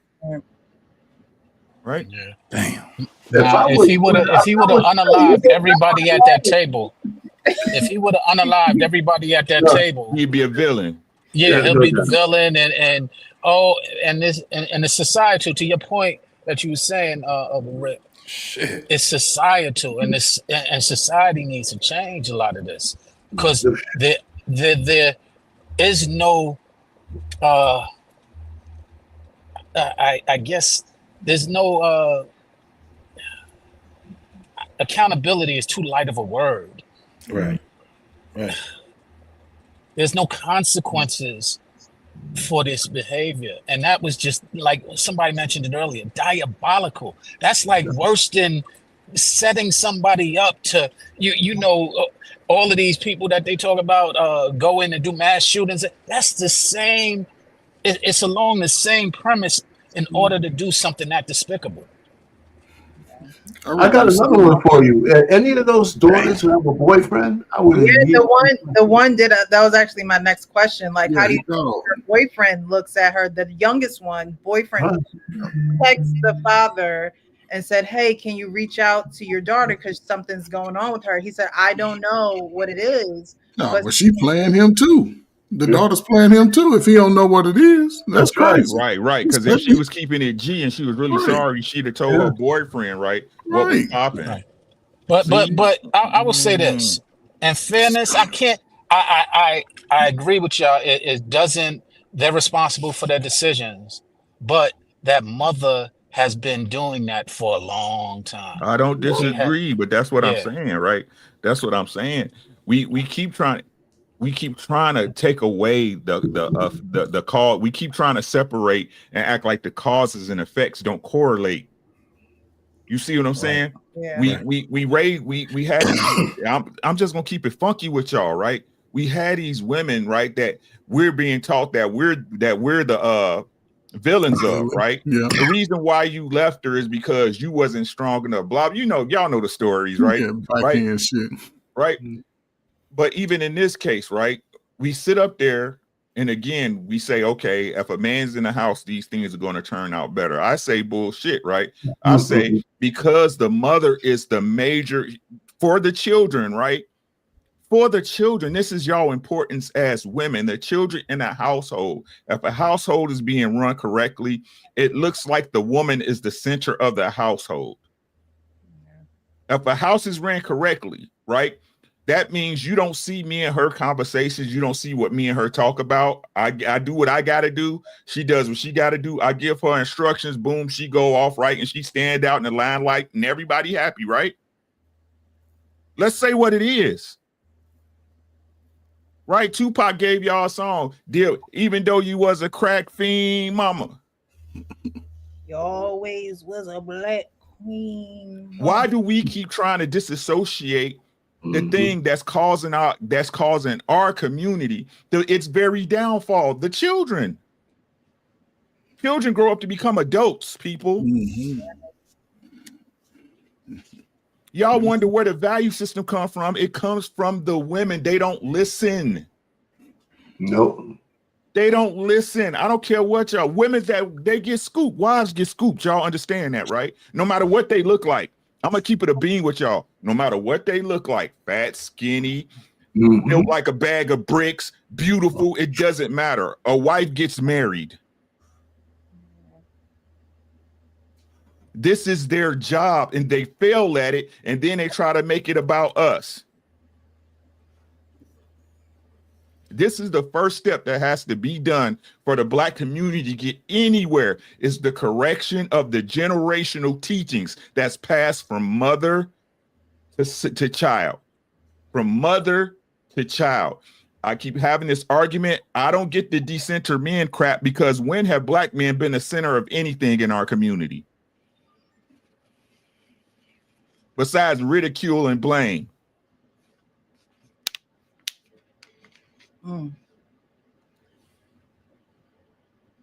This one not on us. I promise y'all the God's green earth. If he took me today, I'm telling this is not, I analyze this shit a million times in my head. This one ain't on us. That's why I don't give them no slack on it. The women in my area, when I hear them, hey, what you doing? Come here, let me holler at you. Right? This is them. This ain't got nothing to do with us. Incrementally, Black men have gotten better from 1970 to this exponentially. These boys is out here raising their kids. Y'all know that, right? I saw a video of a kid who had a baby, but he has so much for the baby, 3 boxes of diapers, wipes, clothes, everything. He was on a skateboard. I don't know if it was motorized or what, but he was getting that stuff to the baby. I was like, I don't think I've ever seen anything like that. We got to be honest about the conversation. That's all I'm saying, y'all. We got to stop this. If we don't know where to assign blame, it'll never get fixed. I think, a huge reason why women act the way that they do is because the women can do more than they did in the past, right? And they've developed this well, I got it now type of attitude. When women couldn't work, when women, didn't have the income that they have coming in now, they had a different heart posture. They had a different concern and care for the person that they married. And of course, it probably wasn't perfect. No relationship is, but it was a different, it was more of a servant heart, posture. And I think when women hear those type of words, servant, submission, submit, all when they hear those type of words, they feel as though they're being kicked or punched back into a time where women just couldn't do anything, not realizing that women in that time really used the priceless things to, keep a man, the priceless things to dwell with that man. And now women just thinks it's the money is what makes them this woman, and they don't have that, again, that servant heart posture and actually loving the man that they marry. And I'm not saying all, but I'm just saying some. There are a lot of women who would rather make the money than be with the man, but they'll settle and be with the man, but their escape is the money. You know what I mean? Like, oh, well, I'll put this away in case it doesn't work, or I'll get a little bit of his money because it's my money anyway because we're married. But it never really was about the person or the purpose or anything like that. It's more so of, oh, well, I'm not single, I don't have that title, I'm not alone, I'm not lonely. It's not really that heart posture that says, I don't have to, make money, or I don't have to have a certain status in order to be a woman that is seen, heard, acknowledged. I can just be a wife and that be okay. That be my portion.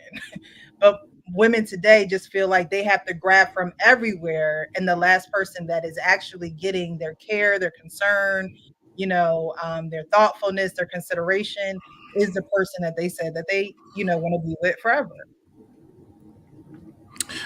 Yeah, it's it's not gonna get any better until literally this thing tears down. It's over with. The way that people look at how marriage is supposed to be has been failing for decades now. And the thing is that what's going to change it is the attitude of the man. Yeah, it's already changing. Yeah, it's there, but this is the thing. When every time you have these young men and they're trying to find the concept of getting married, like think about even with the OGs, we're not sitting there telling a man just to jump his ass into marriage now. I can't tell him that. You can't tell him that anymore. That's being dishonest. Yeah. So that's why when you have, and look, thank God for these panels that we have where you can actually have real conversations about this. And please believe me, there are millions of people that are talking on these panels now. We ain't never had a time where we had this going now. So when you got these young men that's sitting back and they're hearing the horror stories, they like, I'm not about to take these women serious, right? They ain't got the answer yet, but trust me, they're not, it's going to be terrible. Yep. We were just talking about that on, I think on BMU's channel where we were just talking about, and I was telling them about the opposite of the baby boomers. We're in the era of the baby bashers. They're not even trying to have babies. And the ones that are, they're getting rid of them, right? They're getting rid of them now. This is the first time in decades where you have not had this many people, exchanging out. People die, people come in. It's not happening like that no more. So it's kind of like evening out the whole baby boomer thing. The reason why you had baby boomers was because you had the generations before then, when we had all those different wars, right? I mean, Americans was being wiped out. They were being wiped out. So it was a that's why you had the whole huge family thing and the marriage and how to do certain things. But also at the same time, you had women taking on men's jobs. But then they overcorrected that because now you got this whole thing of independence. You had before then, you had what was that lady that was with the little bandana on her head and the whole thing with the strength thing and moving them there. I know. Yeah, I know what you're talking about. And so they built, It was where a lot of women was that for Halloween. Actually, I remember seeing strong and independence. Yeah. Yeah. So now they built off of that. Now look what we have. We got the damn former first lady talking about independence, black girl magic, pushing this shit. Dumb shit. Right? And all these other women that's doing it. I would never talk about, I don't even have to put Oprah in that. Oprah was a one-off. Now you got everybody thinking they can be Oprah. You got everybody thinking now you got all these women thinking that they can be Diana Ross's daughter now. Tracy Ellis Ross, 51 years old, no kids, never been married, talking about dating young men, right? All they're doing is dooming these women. Yeah. At the same time, look what we have now. A bunch of women in the United States being homeless. And guess what they still got with them living in a car in parking lots? Children. Mm.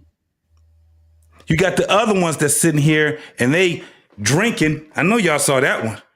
Outside of the Planned Parenthood. Look at the message they sitting. Saw that video. Fuck that child. Drinking. Today. You know what social media is doing, especially YouTube in a sense? YouTube is giving men a message of we gonna do better, and we see what the women are doing now. And the crazy part is these young brothers, they go give y'all young women just what y'all want. A transaction. They go come through with they 50, they 100, because they got it, because they ain't got no debt. They ain't ran it, they might pay the car payment, their little apartment, and they go run through y'all.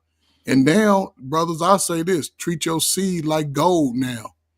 Make them pay you for your seed. Other than that, get you a bag of natural. I mean, just do it healthy, brothers. Do it healthy. And towards the end of the month, everybody broke. You can come through with your little 200 that you done saved all month and find 3 of them, they going. So gotta keep that cell bill, that cell phone going. Just a part of your expense. Hey, listen, so this is what I just put out is just of course, you know me and my thing. This is a chorus in one of my songs. This is the dark side of Black Girl Magic. Born from lies and ashes, leaving life so tragic. With every passing year, she neglects her sons, leaving him unprepared for the world. He's the forgotten one.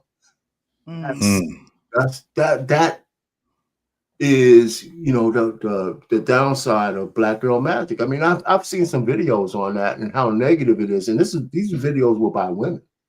Yeah. You know, I did a live on that. I said you know, and then I have a list of 15 Black women who succeeded at the highest levels, and each one of them fumbled the bag. Yeah. Because they didn't know how to wield the power. Each one of them, we know them. Yeah. You know, from Tiffany Henry to Marilyn Mosby. I mean, just go down. And now Letitia James, she might go down for some big shit. Yes, sir. Yeah. You know, so I said, what's the matter with y'all, man? You know, so all the great shit that you do, and they're all liberals. They're all liberals. I don't want to say the political party. They're all liberals. They love power, but they don't know how to wield it. That's right. At all. Yeah, we weren't. I don't believe that we were created for that. I truly don't. There is literally, a head for a reason. Like it's there for a reason, and we can't act like it's not. We can't say we don't need it. We can't say, "Oh, I can do this by myself." it will never work because that's not the design. It's just not the design. You know, there are certain cars where, you know, a Tesla is not the design of the Nissan or the Ford. Like, it's not the way you fix the Tesla is not going to be the same way that you fix, you know, the Nissan. They have two different designs. Yeah. And so, you know, when women, you know, and I'm not saying that, you know, women can't make their money. We have to make a money. We have to make money. We have to make a living. Yeah. But, you know, doing it with someone is not a woman's strong point, because it becomes a competition at some point. It becomes scrutiny at some point. And if we just be the helper, we wouldn't have to worry about, think about, stress about, lose weight and sleep and not eat. We wouldn't have to do those things if we operated at the level that God designed us to operate. I mean, it's simple. It's very simple, very, very simple.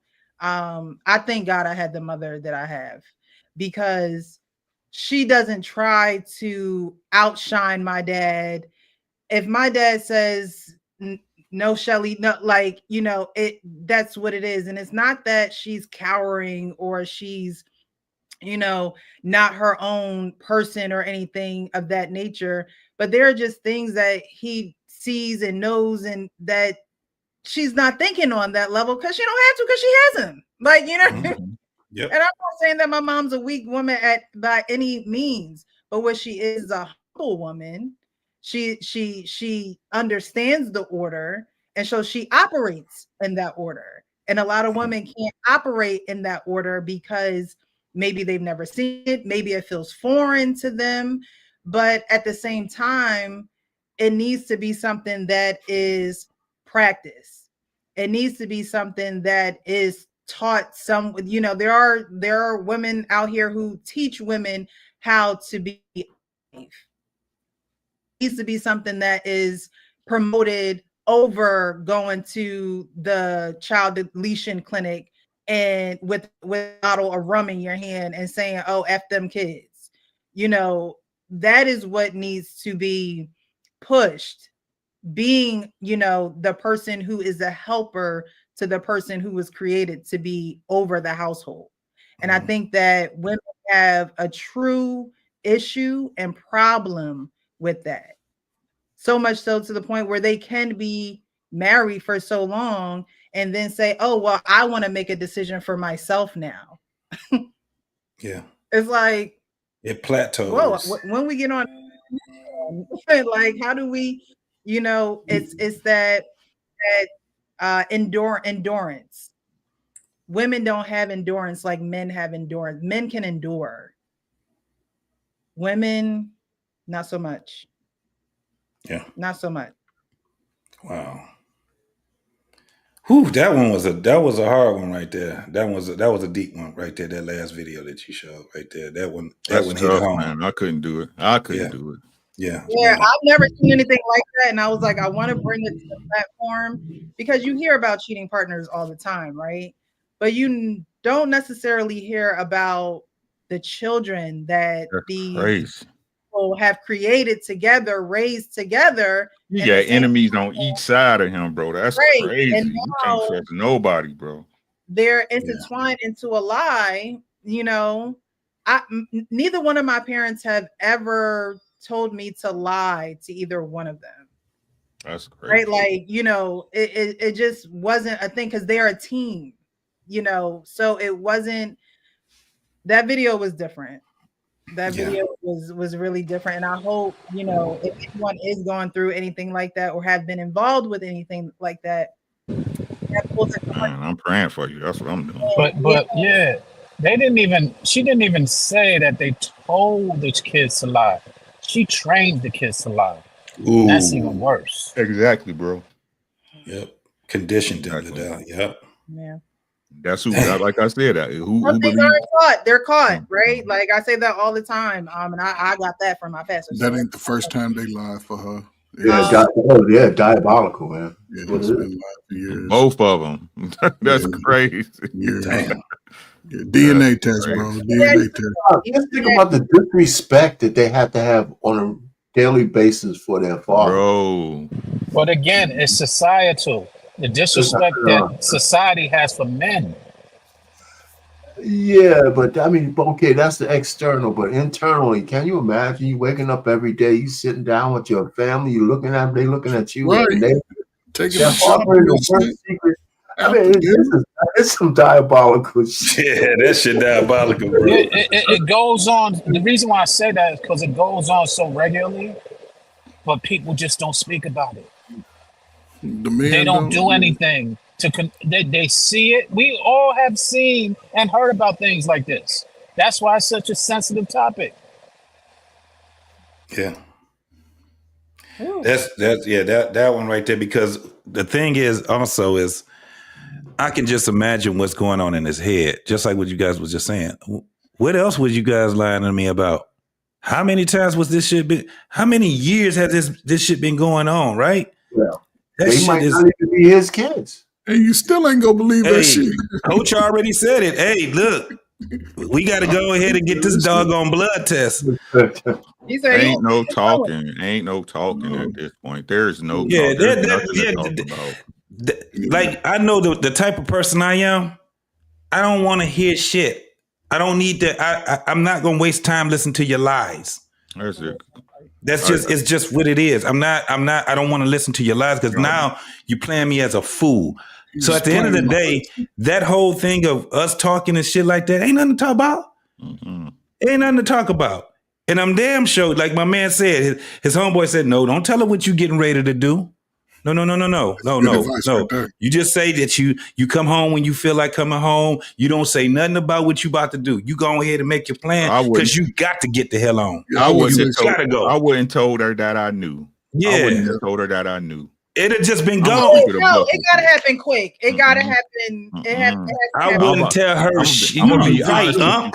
I'm a slow burn you. Yeah. Slow burn you. I told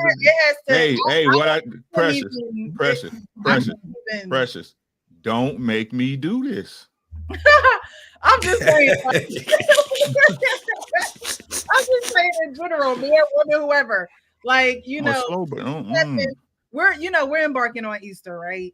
And when Judas betrayed Jesus, he was like, whatever you gotta do it quick. Like, don't be around here lingering. I'm not Jesus, baby. I'm not Right. We fall way short of that. I'm a slow burner. Because at the end of the day, like, two wrongs don't make it right. And I'm not saying that it's gonna be wrong is the wrong thing. That's how you handle your business. That's how you handle your business.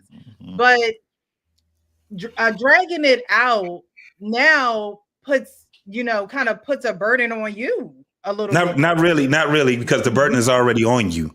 So we at war now. It's a different. You don't get a chance. You don't have the privilege to tell me how the consequences is going to go. The games begin. These consequences, you about to learn this shit. It's about to be terrible for you. I'm telling you.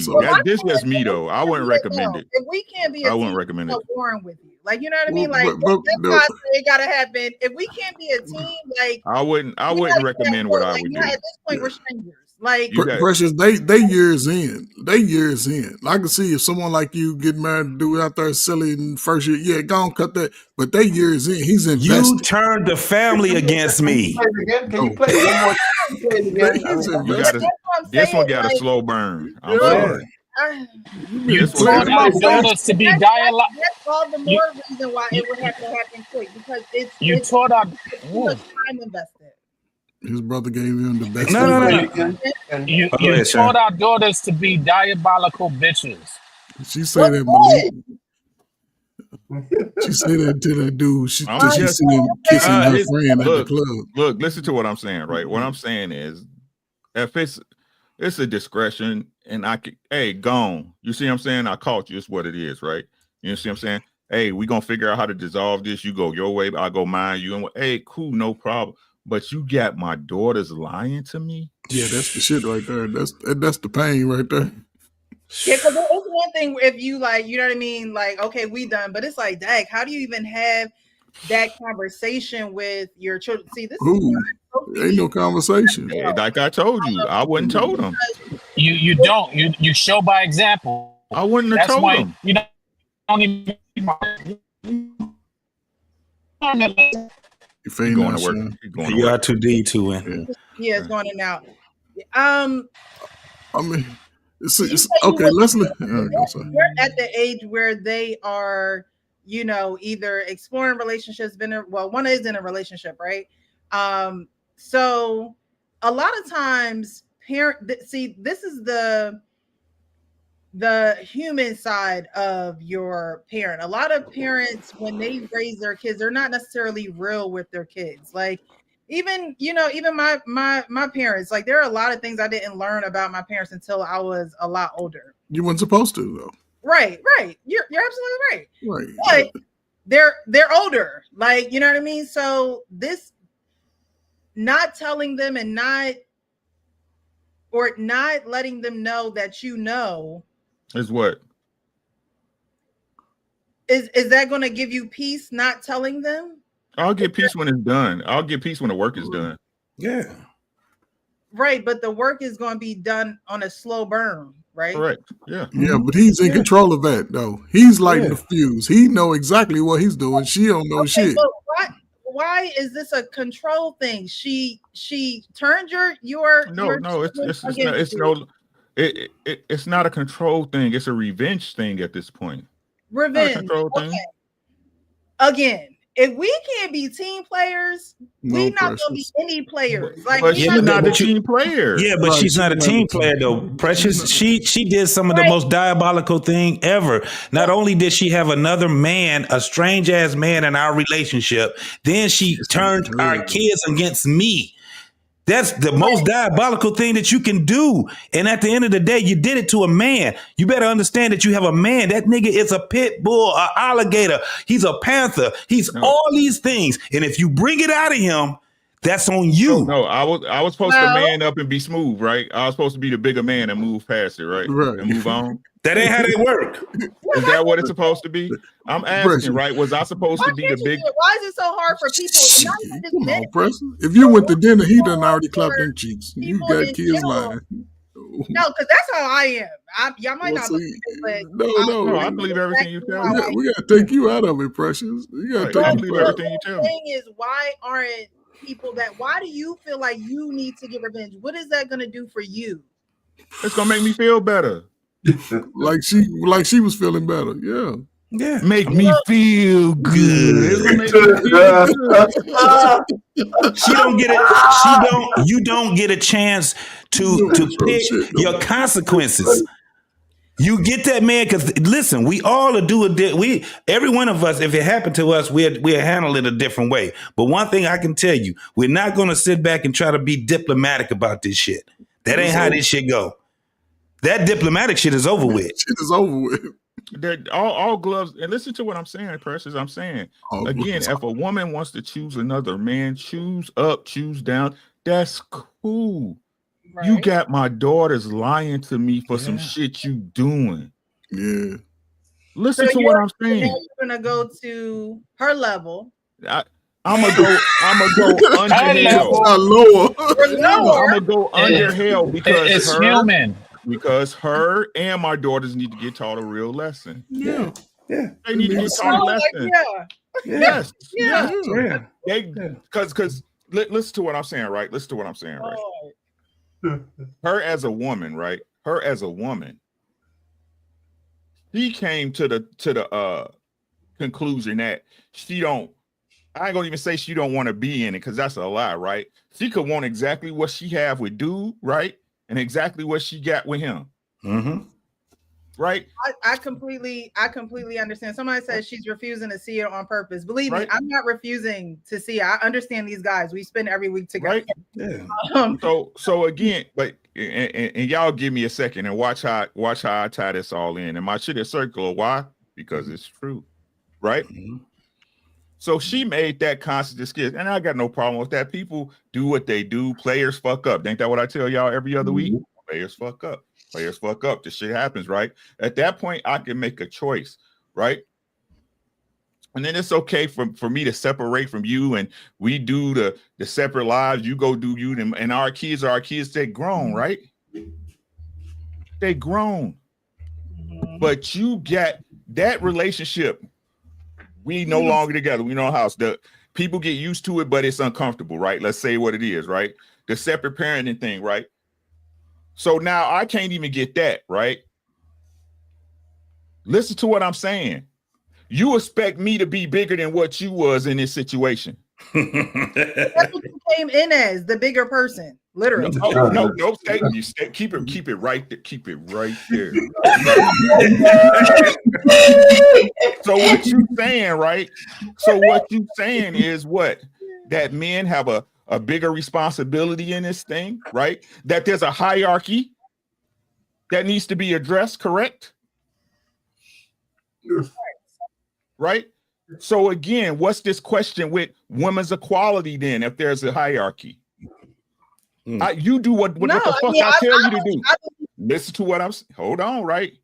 If I gotta be the bigger person, listen to what I'm saying. If I gotta be the bigger person, when you change your mind, you want to get froggy, you want to do goofy shit, right? I gotta take care of my kids, right? Even if you gone, you in another house with another man, right? Right? Right? Yeah. I gotta be the moral leader, right? Right? I gotta be responsible for everything, and it's your fault. And I can't tell you what to do. Shit. When I say jump, you better ask how high. When I say rice, you better ask fried. You want sugar in your rice or salt and pepper, right? But is that the understanding? Is that the understanding of the majority of women? No, it's not. No, it's not. So what am I, right? What am I? What am I? If I'm always taking responsibility for you with no benefit to me. Well, no, it's not that. My thing is, if you feel like you can't deal and it's the betrayal and things of that nature, then cut it off. Like as a man, couldn't she left?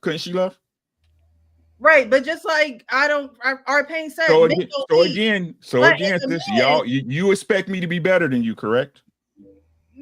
No, I expect you to make a decision that's going to be the decision for you. If this is no longer what you, if this is not something that you can deal with, and things of that nature, that's fine. That's why didn't you make that same decision then?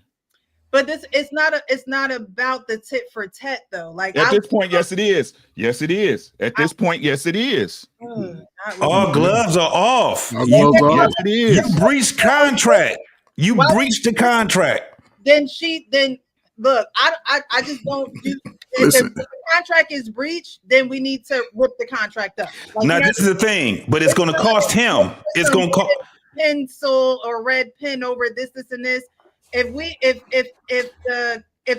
can't be mended, if it can't be good girls do it too. I'm gonna say it again, fellas. Girls do it too. I just don't believe in dragging anything out. As a man, if you can't deal with it. So what consequences do you believe in? What consequences do you believe in? Him leaving. That's the consequence. She's not going to be covered. That woman is not. Covering anywhere. Nah. They've invested too much. They got too much invested though. Precious. What? Okay. The only power. Don't start over as a man because you have too much time. And the only power they say we have is to leave them. That's it. To leave them alone. That is power. Y'all, do you know how much power that is? That's why the cycle continues. Not in this situation. See, in that situation, this is why I keep saying you don't get to pick this shit. So this is the thing. When you're talking about him being a better person, he's still a better person. The only thing he's doing to what you did. Right. He ain't sitting there talking about trying to take your life and beat your ass or nothing like that. But I'm not about to. You don't deserve. You don't deserve the reason why. The man in the video is doing it the way that I would expect a man to do it. Let me get on a phone with these lawyers. Let me see what lawyer can help me in my case and turn it out in the best in my favor because I have all the proof. And let me go on with my life. You will. You go on with your life. Why drag something out as a man? Okay, you wasted all this time or whatever happened in the relationship happened in the relationship. But you're a man. I think what you want. We live by a different standard, guys. Yeah. But Precious, here's the thing though. Let's just say, right, because everything you said about that, I think that was great advice, fellas. If your wife good out there, you lock up, well, go talk to every lawyer within that vicinity, jurisdiction that you know that she might want to call, then you're gonna win that favor. However, from the time that I start that procedure to the time that divorce, you might see me one time. And that's fine. I mean, but everything is gonna be in my favor. You get nothing. But that's I don't agree. What the consequence is. I ain't gonna be talking to you. She has to face that consequence. But why face that ain't no consequence of you? That is. I ain't gonna talk to you. How is it a consequence when she already got a new nigga? Right. Why do y'all think the new nigga is the prize? Well, I don't understand what's going on here. Well, she just evidently he's surprised. He's surprised. He's taking her out to lunch and she going out to dinner with him and shit. Yeah. You being seen out on the town with him? You like lunchos here? Yes. No, that wasn't the first time. That's something. So wait, Precious, you have a daughter, right? You have a daughter, right? You have a daughter. Let's just say your daughter, right? I'll be right back here. And I'm just using this so you can maybe get a better feel. Your daughter is now 26 years old. Okay. Your husband has made your daughter lie to you for all of these years. You don't know how long. You find out she's staying with the new girl. You're still happily married in your mind, but your daughter knows that your husband or her father is out there with someone else. Nah, that's not a good enough example. Let me give you a better example. Your husband. Come with it. Your husband takes your daughter from you, right? Okay.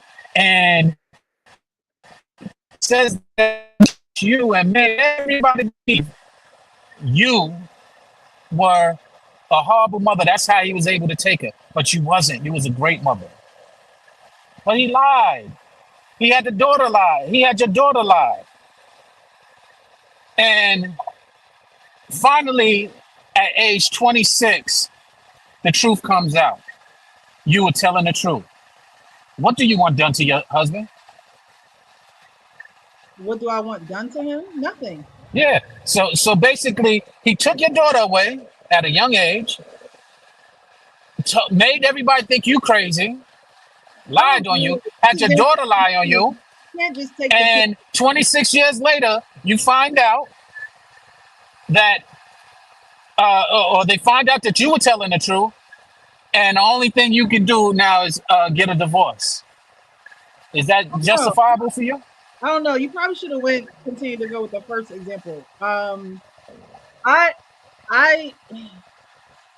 don't know how. I just want the lying and deception that was done against you for you to understand how deep that actually is.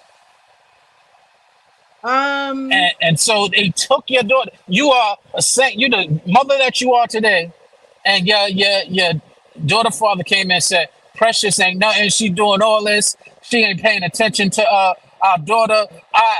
She's paying attention to her podcast. She's the most horrible person in the world, and everybody believes it and take your daughter away. And you fighting for years, and then all of a sudden, your daughter's grown through school. I don't know. I would keep fighting and keep it moving. I don't like I said at the beginning of the show, I don't care about what other people have to say about me. It doesn't move me. It really doesn't. It doesn't move me. And you know, with the wife lying and the daughters being in on it, right?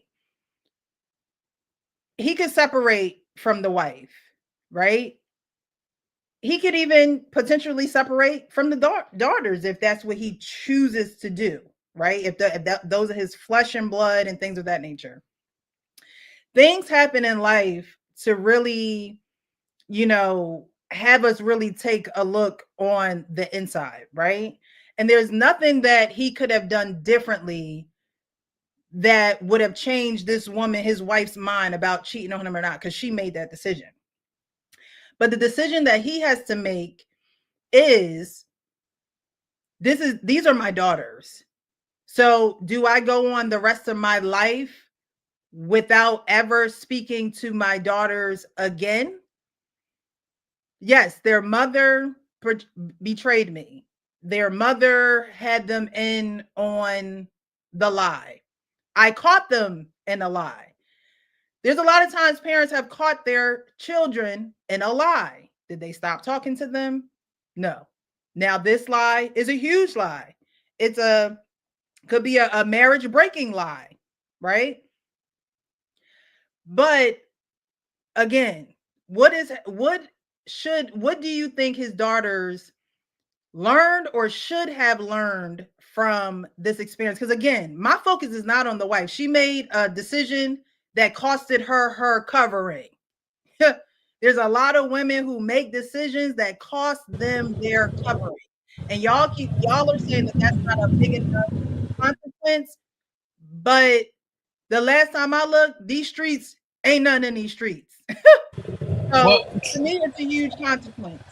You said the mother betrayed, but the daughters betrayed him too. Right. So my question is, what do you think his daughters learned or should have learned in this situation? Because they're not going to stop being his daughters. Again, he could make the decision to never talk to them in his life. But this can also be a turning point in his relationship with his daughters. And it's not going to be a good turn at first because hurt, right? This man is hurt. He is feeling the emotions. But what should his daughters have learned in this situation? That would be something that they would have to answer. That's not something that we can really answer because they could be so far gone. They knew what they were doing was wrong.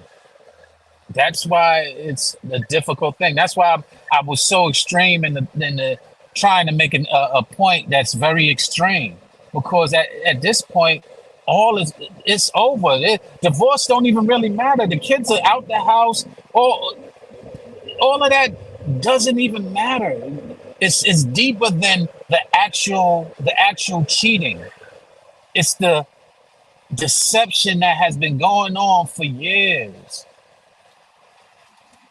That's really, it's deeper than just cheating. Cheating, man, we all could get over that. But you chose the wife. The wife chose you. I'm not saying no, we didn't choose the deception. Right, you chose the human, right? And humans are imperfect, and humans can deceive you. But that wasn't imperfect, though. That was somebody being conniving because it's another thing that you didn't mention, though, Precious. She also cost her children the relationship with their father. But okay, stay right there. That's what I'm talking about, right? You choose the person that you marry, but you don't choose the children. Okay, so did she cost them a relationship with their father, or will their father choose to not have a relationship? No. She cost that relationship because she involved them into her deception. She cost them their relationship with their father. Anybody that thinks logical is going to say, you dirty as fuck for that shit. Because if you did it yourself, it's one thing. But you took the family and you made them conspire against the father. Okay, so I have this thing, and I've said this to y'all before. They thought that shit out. They have moms have it. Right. So think about it. It's easy. It's easy to understand it from this point. If somebody got murdered and you're there, you are an accessory to that murder. You're going to jail. You might not do as much stuff, but you're going because you didn't say anything. Mm-hmm. And they conspired to doing this. That shit probably took weeks to plan. Years. Over. I mean, they've been doing it for years. What I'm gonna do is I'm gonna tell them that we gonna have a girls' night out with each other. That shit takes planning. That's been something going on for years. But Precious, to your question though, I don't think we could see the effects. It's going to be sometime because it's going to be a ripple effect. Yeah, I don't think the daughters see it at all because now they are not covered by their father. I don't. And that karma's a beast though. So I think it's not going to hurt him as bad. His feelings going to be hurt.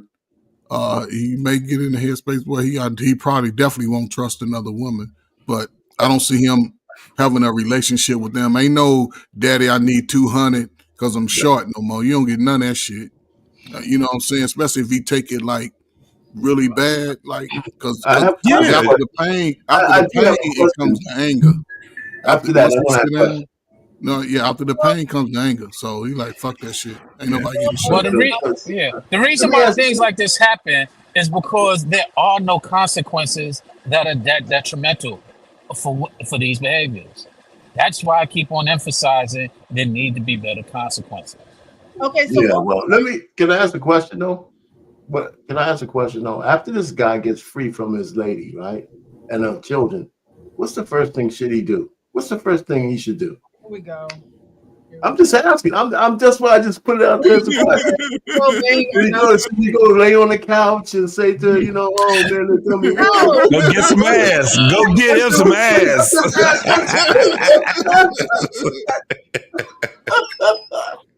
I'm just asking. I don't, like I said, I don't even look at. I look at it past that, right? I look at the lessons, right? But his daughters was grown women. They could have made a decision. Yeah. You know what I'm saying? My relationship with your mama, like we are supposed to have a relationship. You see what I'm saying? That's what I'm saying. Like we keep excusing, like it doesn't matter if a father, he can give his all, right? The mother usually has the strongest influence over the children, usually. Right? That's just the facts of the matter. I really wish people to stop trying to dismiss that, right? But and I hear what you're saying, Precious, but I'm telling you what I would do. I wouldn't recommend nobody do it. You got to have a certain skill to be able to cut your emotions off. You see what I'm saying? I wouldn't recommend nobody, but I'm saying if that was done to me, I'm going scorched earth. I'm gonna play like it didn't even happen. You're gonna come home and the house gonna be empty. The house gonna be empty. I'm taking your clothes too, your drawers, everything. He probably bought half that shit. I'm taking everything. With the divorce papers on the counter. It's not no call and lecture, so y'all can devise and scheme and call each other. That's nah, ain't none of that. No talking. Not happening. No. Like Birdman said, ain't no more talk. Ain't no more talk. And I'm talking to all three of y'all. It's gonna hit you the way it hit me. It's gonna be a surprise. Yes, it's gonna be a surprise. You're gonna come home and the door's gonna be locked. There's gonna be a soul sign out front. That's what's gonna happen. Yep. Which, I mean, I can't say that I don't agree with that. It's just, a wife can definitely mess up a covering. But children, can they just as well mess up a covering? You know what I mean? Yes. You could take the covering off of the person that you chose. Absolutely. Can you really? Absolutely.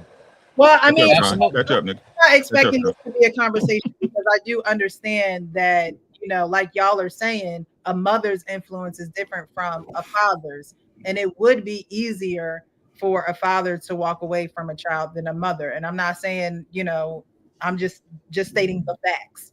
it would be easier for emotionally, psychologically, all of that for a man to walk away than it would for a woman to walk away. So your answer. Why do you say that? You are logically correct. Huh? Why do you say that? Why do you say that? Because men walk away from their children easily. And so did this woman. She walked away from her child with her despicable lie. But ain't nobody saying that. You can say that. Very easily. She did that. Involving her children was walking away. You're breaking up, John. Is it that way because she didn't do the. Yeah. You could definitely. F them kids is what they do, not what they say. When it comes to the children, F them kids is what women do. Did she put? It's just all bad. That's you know, crazy. older me, I don't know. You know what I'm saying? I see it out. But 26, 28-year-old me, 30-year-old me, man, that I don't know. In that moment, seeing that shit, you done slobbed the nigga down. I've been trying to get a kiss all week. Come on, man. That's why you just need to leave, because ain't nothing that needs to be said. What? I don't know, man. Say? I know a young dude to crash out. What could she say? That's why you pack up your stuff. That whole restaurant might have been. There are no words. There are no words. Rubbing on your booty. Yeah, it depends on. Now I gotta say, it depends on what era you got JT in, because the younger JT would have tore that whole fucking restaurant up, and that wouldn't have been the right move. Now I got to go to jail and shit like that, because either that or you're going to kill me. Now the older me is exactly like what Rick is saying. I'm cutting all communication off. That's it. The water is not running anymore. I'm shutting it all the way down. When you Did he freeze? Yes, man. Okay. I got 5 minutes left, y'all. I got to get to bed. Yeah, I was gonna say we so do I have to get up early. Let's kind of flow into the final thoughts. Yeah. Out there. We good? That was my internet. Yep. Oh, you're back. Okay. Yeah. But yeah, at the JT's perspective here, we're gonna phase into final thoughts. But just given like what we're talking about right now, it'll be very uncomfortable for her, and I don't care how she sleeps. That's the difference. I don't care. I'm gonna do what I'm gonna do, and I'm not holding in consideration. That's what Rick is saying. It's over with. That part is over with. Them little lies is about to stop. Yeah. The little lies that keep you comfortable is about to stop. Yeah, over with. What you looking at? Right. Yep. Why you here? It brings it back full circle. What we were saying.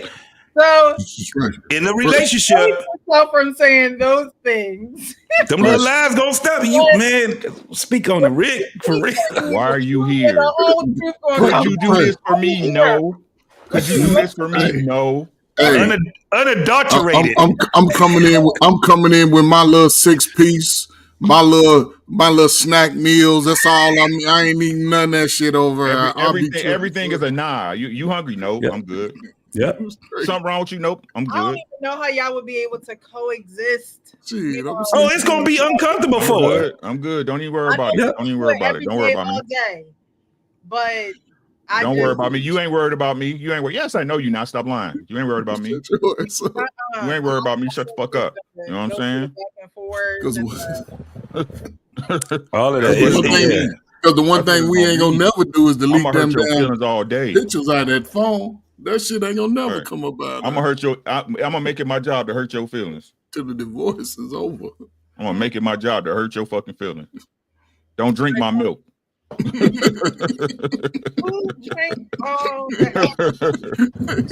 to the store and get your own milk. The refrigerator has names on the food, different food. Yeah. Hey, Jay, drink my apple juice. Hey, Jay, come home from work and there's people in the house walking around with broke shoes and shit. What's this? Oh, don't worry about it. Mm-hmm. Hell yeah. Open house. Being here this evening, I really appreciate you. It has been a great show, a great live. We're gonna get into our final thoughts, and then we're gonna get up out of here. Okay, Word. it's on you. All right, so Go ahead.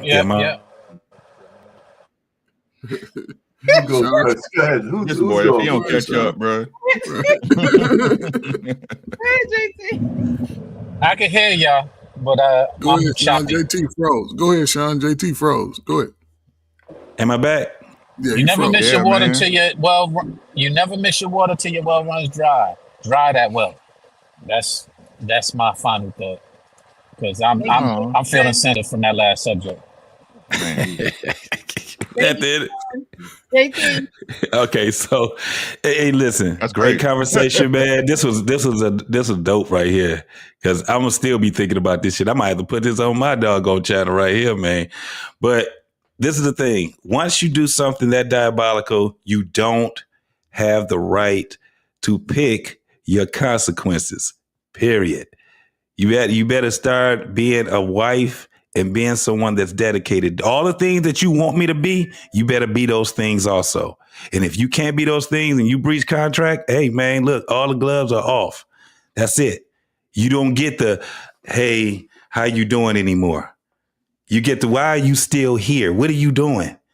You get the, you know what I'm saying? I need you to get the hell out of my space. Why are you talking to me? Right? That's what you're going to get. Reason being is because, again, it sounds as if that man and that woman had built something together, right? And now she wants to do something totally different. She just going to kick over the damn sandcastle? Okay. All right, let's go ahead and let's tear this motherfucker up. Let's tear it up. But I'm not about to be complying with you. You out your damn mind. You missed that. It's over. It's over. Other thing is, don't listen to Michelle Obama and that goofy ass podcast she got. It's over with as we know it when it comes down to these so-called engagements and marriages. Nope. People gonna have to suffer. Shit is gonna have to be demolished, and you're gonna have to start back over. And it's gonna take another generation to do it. And I end it there. Now that's diabolical right there. That was you did it right on time before Precious. You did it right on time when we was talking about it. We was like, well, what is he gonna do? And she flashed it on our ass. I was like, damn, all right, then. That was the way them guys editing. Madam Toussaint. Yes. Yeah. Trip, you know. Thank you, I appreciate you for being here. R-Pain, final thoughts? Yeah, listen, I put the lyrics in my song in the back there, man. I'm getting better at this shit because I'm writing the lyrics myself. Yeah, so yeah, it's in your back chat. It's only like 3 minutes long. But yeah, I just think that I think there's a psychosis running with our Black women, not all, but enough to make a difference. That, you know, the combination of feminism, this incessant inferiority complex, and you know, where everything, you know, kind of goes because the liberal mindedness is really dangerous. Yeah. I mean, it's absolutely dangerous. I can't even fathom seeing any of these women in charge of anything that matters. And like I did a live on it, and like I said, it took me around an hour to put 15 Black women on that we know on some slides and said, you're an AG, you're an AD, you're a judge, you're a mayor, you're all of these things, and each one, and you know, each one of them fumble in the bag in the worst kind of way.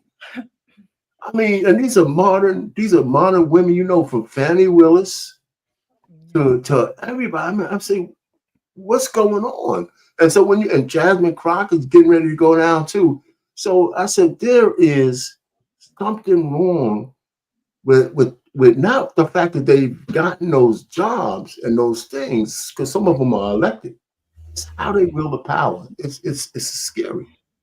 One of the reasons why when somebody says, "Well, you didn't vote for Kamala Harris because she's a woman," no, I can actually say around 5 to 6 different things on why I didn't do it. It had nothing to do with her sex. It has to do with her ideology. But anyway, so that's it. So, so I'm not surprised that this woman would cheat on her husband and then involve her kids. But that's the kind of first time I really thought how diabolical that would be for you to have your kids involved with that. I didn't think there would be anything worse than just cheating on me. You shit, my daughter. That's like, whoa, my God. That's crazy. Anyway, let me just land it there. Oh boy. Thank you, RP, and I appreciate you. Yeah, thanks for having me up. We miss you. I'm glad you did this. I'm good now. I can go to sleep in peace. Yes, ma'am. Oh man, keep your head on a swivel, my guys. You know what I'm saying? Keep your eyes open, man. Like, I'm so glad I'm past this type of bullshit. I feel sorry for y'all for real, man. Like, but again, man, be responsible for what you're responsible for, man. Like, I don't know. That's crazy. Like, the only thing I could think that could be worse that the dude was his op. You know what I'm saying? That's the only way it can get any worse. You know what I'm saying? But Jesus Christ. Like, but as Michelle Obama, like I said, I knew that was gonna happen, man. Like, right. Right. I mean, she options. I mean, she looked like she built like a point guard and like a man in the face. I mean, she got a real limited. It's real limited too. Real limited, man. But hey, you know what I'm saying? Like, I guess they cool with it. They didn't raise they pretend kids, you know what I'm saying? Finish they pretend family and get past it. You know what I'm saying? I understand it. We take kids. That's funny. I got questions. That's all I'm saying. I got questions. But yeah, man, keep y'all head on a swivel, man. Talk to y'all kids, man. Talk to y'all kids, bro. I mean, really. It don't take a lot, man. I ain't saying be your kid friend. Like, it's a thin line between, being friends with your kids and being parents, you know what I'm saying, nowadays, right? But talk to your kids, man. Get an idea where they head at, you know what I'm saying? And stop being so damn scary. Black people, could y'all stop being so goddamn scary, man? Everybody ain't out to get y'all, man. I understand the world be worlding, you know what I'm saying? Life the one thing about life is that you can't count on nothing, right? So I understand that. But stop being so goddamn scary, man. Y'all pussy out in these streets, bro. Be honest with your kids, man. Teach your son how to fist fight. Like, god damn it. Like, if you can't fight, find somebody who can fight, man. Get them in a boxing gym somewhere, man. CrossFit, something, man. Stop being so pussy out here. That shit is ridiculous, man. Bullies was supposed to be like your first boss battle in life, my boy. You know what I'm saying? You got to get past him before you progress to high school, bro, or wherever you at, man. Y'all stop being so pussy, bro. A fight, you can go home from a fight, bro. Like, I understand we men, but y'all need to stop this shit. And the people that's co-signing this shit, I don't fuck with y'all for real. I'm being honest with y'all. I don't fuck with y'all for real, because no matter what y'all say, that's somebody's child. And just like this case tonight with old boy, what's an unreasonable with what she said with the wife and the husband? What's a reasonable response to what that man found out? What's a reasonable response? I know what a reasonable response is to me. In some states, they say you can get away with it. You understand what I'm saying? Yeah, that's what right? What's a reasonable response, man? But hey, y'all got it, bro. Y'all got it all figured out. I appreciate y'all, precious, man. Pretty lady. Thanks for having me. Y'all be safe, Most bro. definitely. My man Rick. Yes, sir. It's crazy because I went to my Instagram, right? And you know how you can like put a status or a note or whatever, right? So my note, now I posted this morning, right? My note says resist the urge to retaliate. There you go. Crazy. I'm ending the night with this conversation, and y'all like, nah, slow burn. I want revenge. What it is, sis. I can lie to you. Y'all will always have somebody for y'all. Just know. Please do. Y'all will always have somebody. I can lie to you. I can lie to you, but I ain't gonna do that. I'm not gonna do that. Anyway, y'all, I'm out, man. I gotta get to bed. Y'all hold on, hey, brother Rick. Before you go, man, listen, man. Happy anniversary, man. Have a great celebration. Happy anniversary, bro. Yeah. Happy 25, anniversary, man, for sure. All right, Y'all have a great night, man. I love you, boys, man. Man, that's a blessed thing. All right, Coach Fergus, on you. Yeah, see, even old ass me can have an uncle. I got two of them, and I'll pay and Uncle Rick. You know what I'm saying? I can have an uncle. So, I mean, listen, I think this is one of the more enlightening shows in a while. It's been a little bit of everything. And Precious, you obviously can see each week that we all are going in the same direction, but our paths are a little different on how we get there. And that's a unique thing about having these conversations. That's why I say I don't think the women are really valuing this opportunity to pass information that can make the generational change. And then when we have women that we all admire in the positions that they hold, they continue to let not just us down, they let y'all down. Yes. They let y'all down. And it's just sad. But to could you please send me that about the guy? You know what I'm saying? I don't need to see about Michelle, because she's gonna be on everybody's podcast. She's gonna be by the time. Oh, go ahead. I'm sorry. You can send it to my Instagram. I apologize. JT, you're in the group chat, right? Yep. I'm in it. I can. Yeah, I take that lead. I might do a live on it because it's just wild. I'm in a unique space. Been married to my wife going on 12 years now. And the one thing that she does, she always wants me to know her location when she leave the house. And the fact that my wife could actually, because I think she's pretty honest with me, and we talk a lot about everyday stuff. We laugh for 3 or 4 hours a day. When I wake up till she get off work, we laughing at each other. Like I said, we put together a little project. We laughed about that, but the fact that she would actually manipulate children that I raised, nurtured, and do this to me in my younger years, I probably would have had to pay the cost drastically. But today, yeah, I would, I would do a little bit what Rick said, JT said. You know what I'm saying? Those conversations would be very limited to me. I'm a single guy now. Yeah. I'm cooking for myself. Ain't no leftovers. I ain't getting nobody no groceries. I ain't picking nobody for no school, no event, none of that shit. You ain't gonna see me nowhere. But the advice that he got, fellas, that was some great advice.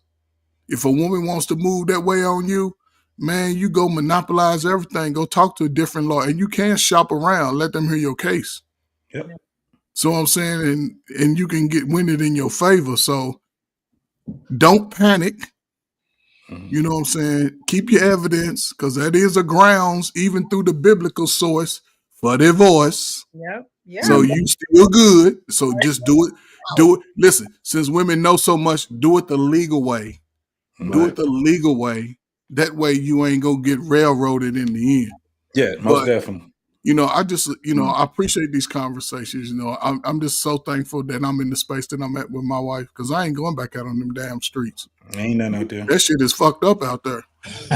So there's potholes and everything in the damn streets, man. Yeah, and it's just unfortunate though. But again, great show. You know what I'm saying? So,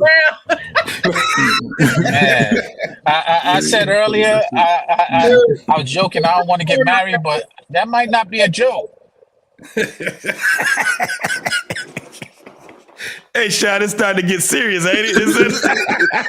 Sean don't want to get married anyway. Shit. I don't think so, man. I know I did, but I don't know, man. I look at Rick, I look at you, I see all the beautiful things about being married, but then I see the YouTubes and these stories. Oh man. Yeah, man. It's hard out here. Yeah. Well, I appreciate you guys for coming on. I truly do. Even after, dealing with my absence yesterday, I appreciate you for being consistent and just steadfast, having endurance. Yeah. You fell asleep. I appreciate you. My final thought is always be real with yourself so you can be real with everybody else. As far as that last video, because I'm not gonna go through all of them, but as far as the last video, one thing that the father has the opportunity to do is really teach his daughters about men, right? Like he raised his daughters and he was daddy and he was, the person that was there or the person that always showed up or the person, that's providing and things of that nature. But now, like, y'all want to be in grown folks' business. We gonna have to talk about grown folks business. And of course, after all the hurt, all the, emotions and everything kind of settles down, he has a perfect opportunity, because it's one thing if a woman goes out there and she hurts a man and then, she comes back and her dad, finds out about it and he could give her this type of advice, blah, blah, blah, blah. But it's another thing when you actually do it to him.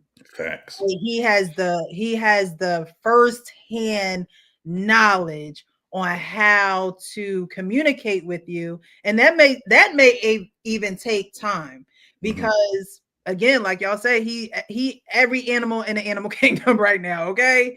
And when you've been hit with a 1-2 like that, it's hard to recover your breath and get a good standing again.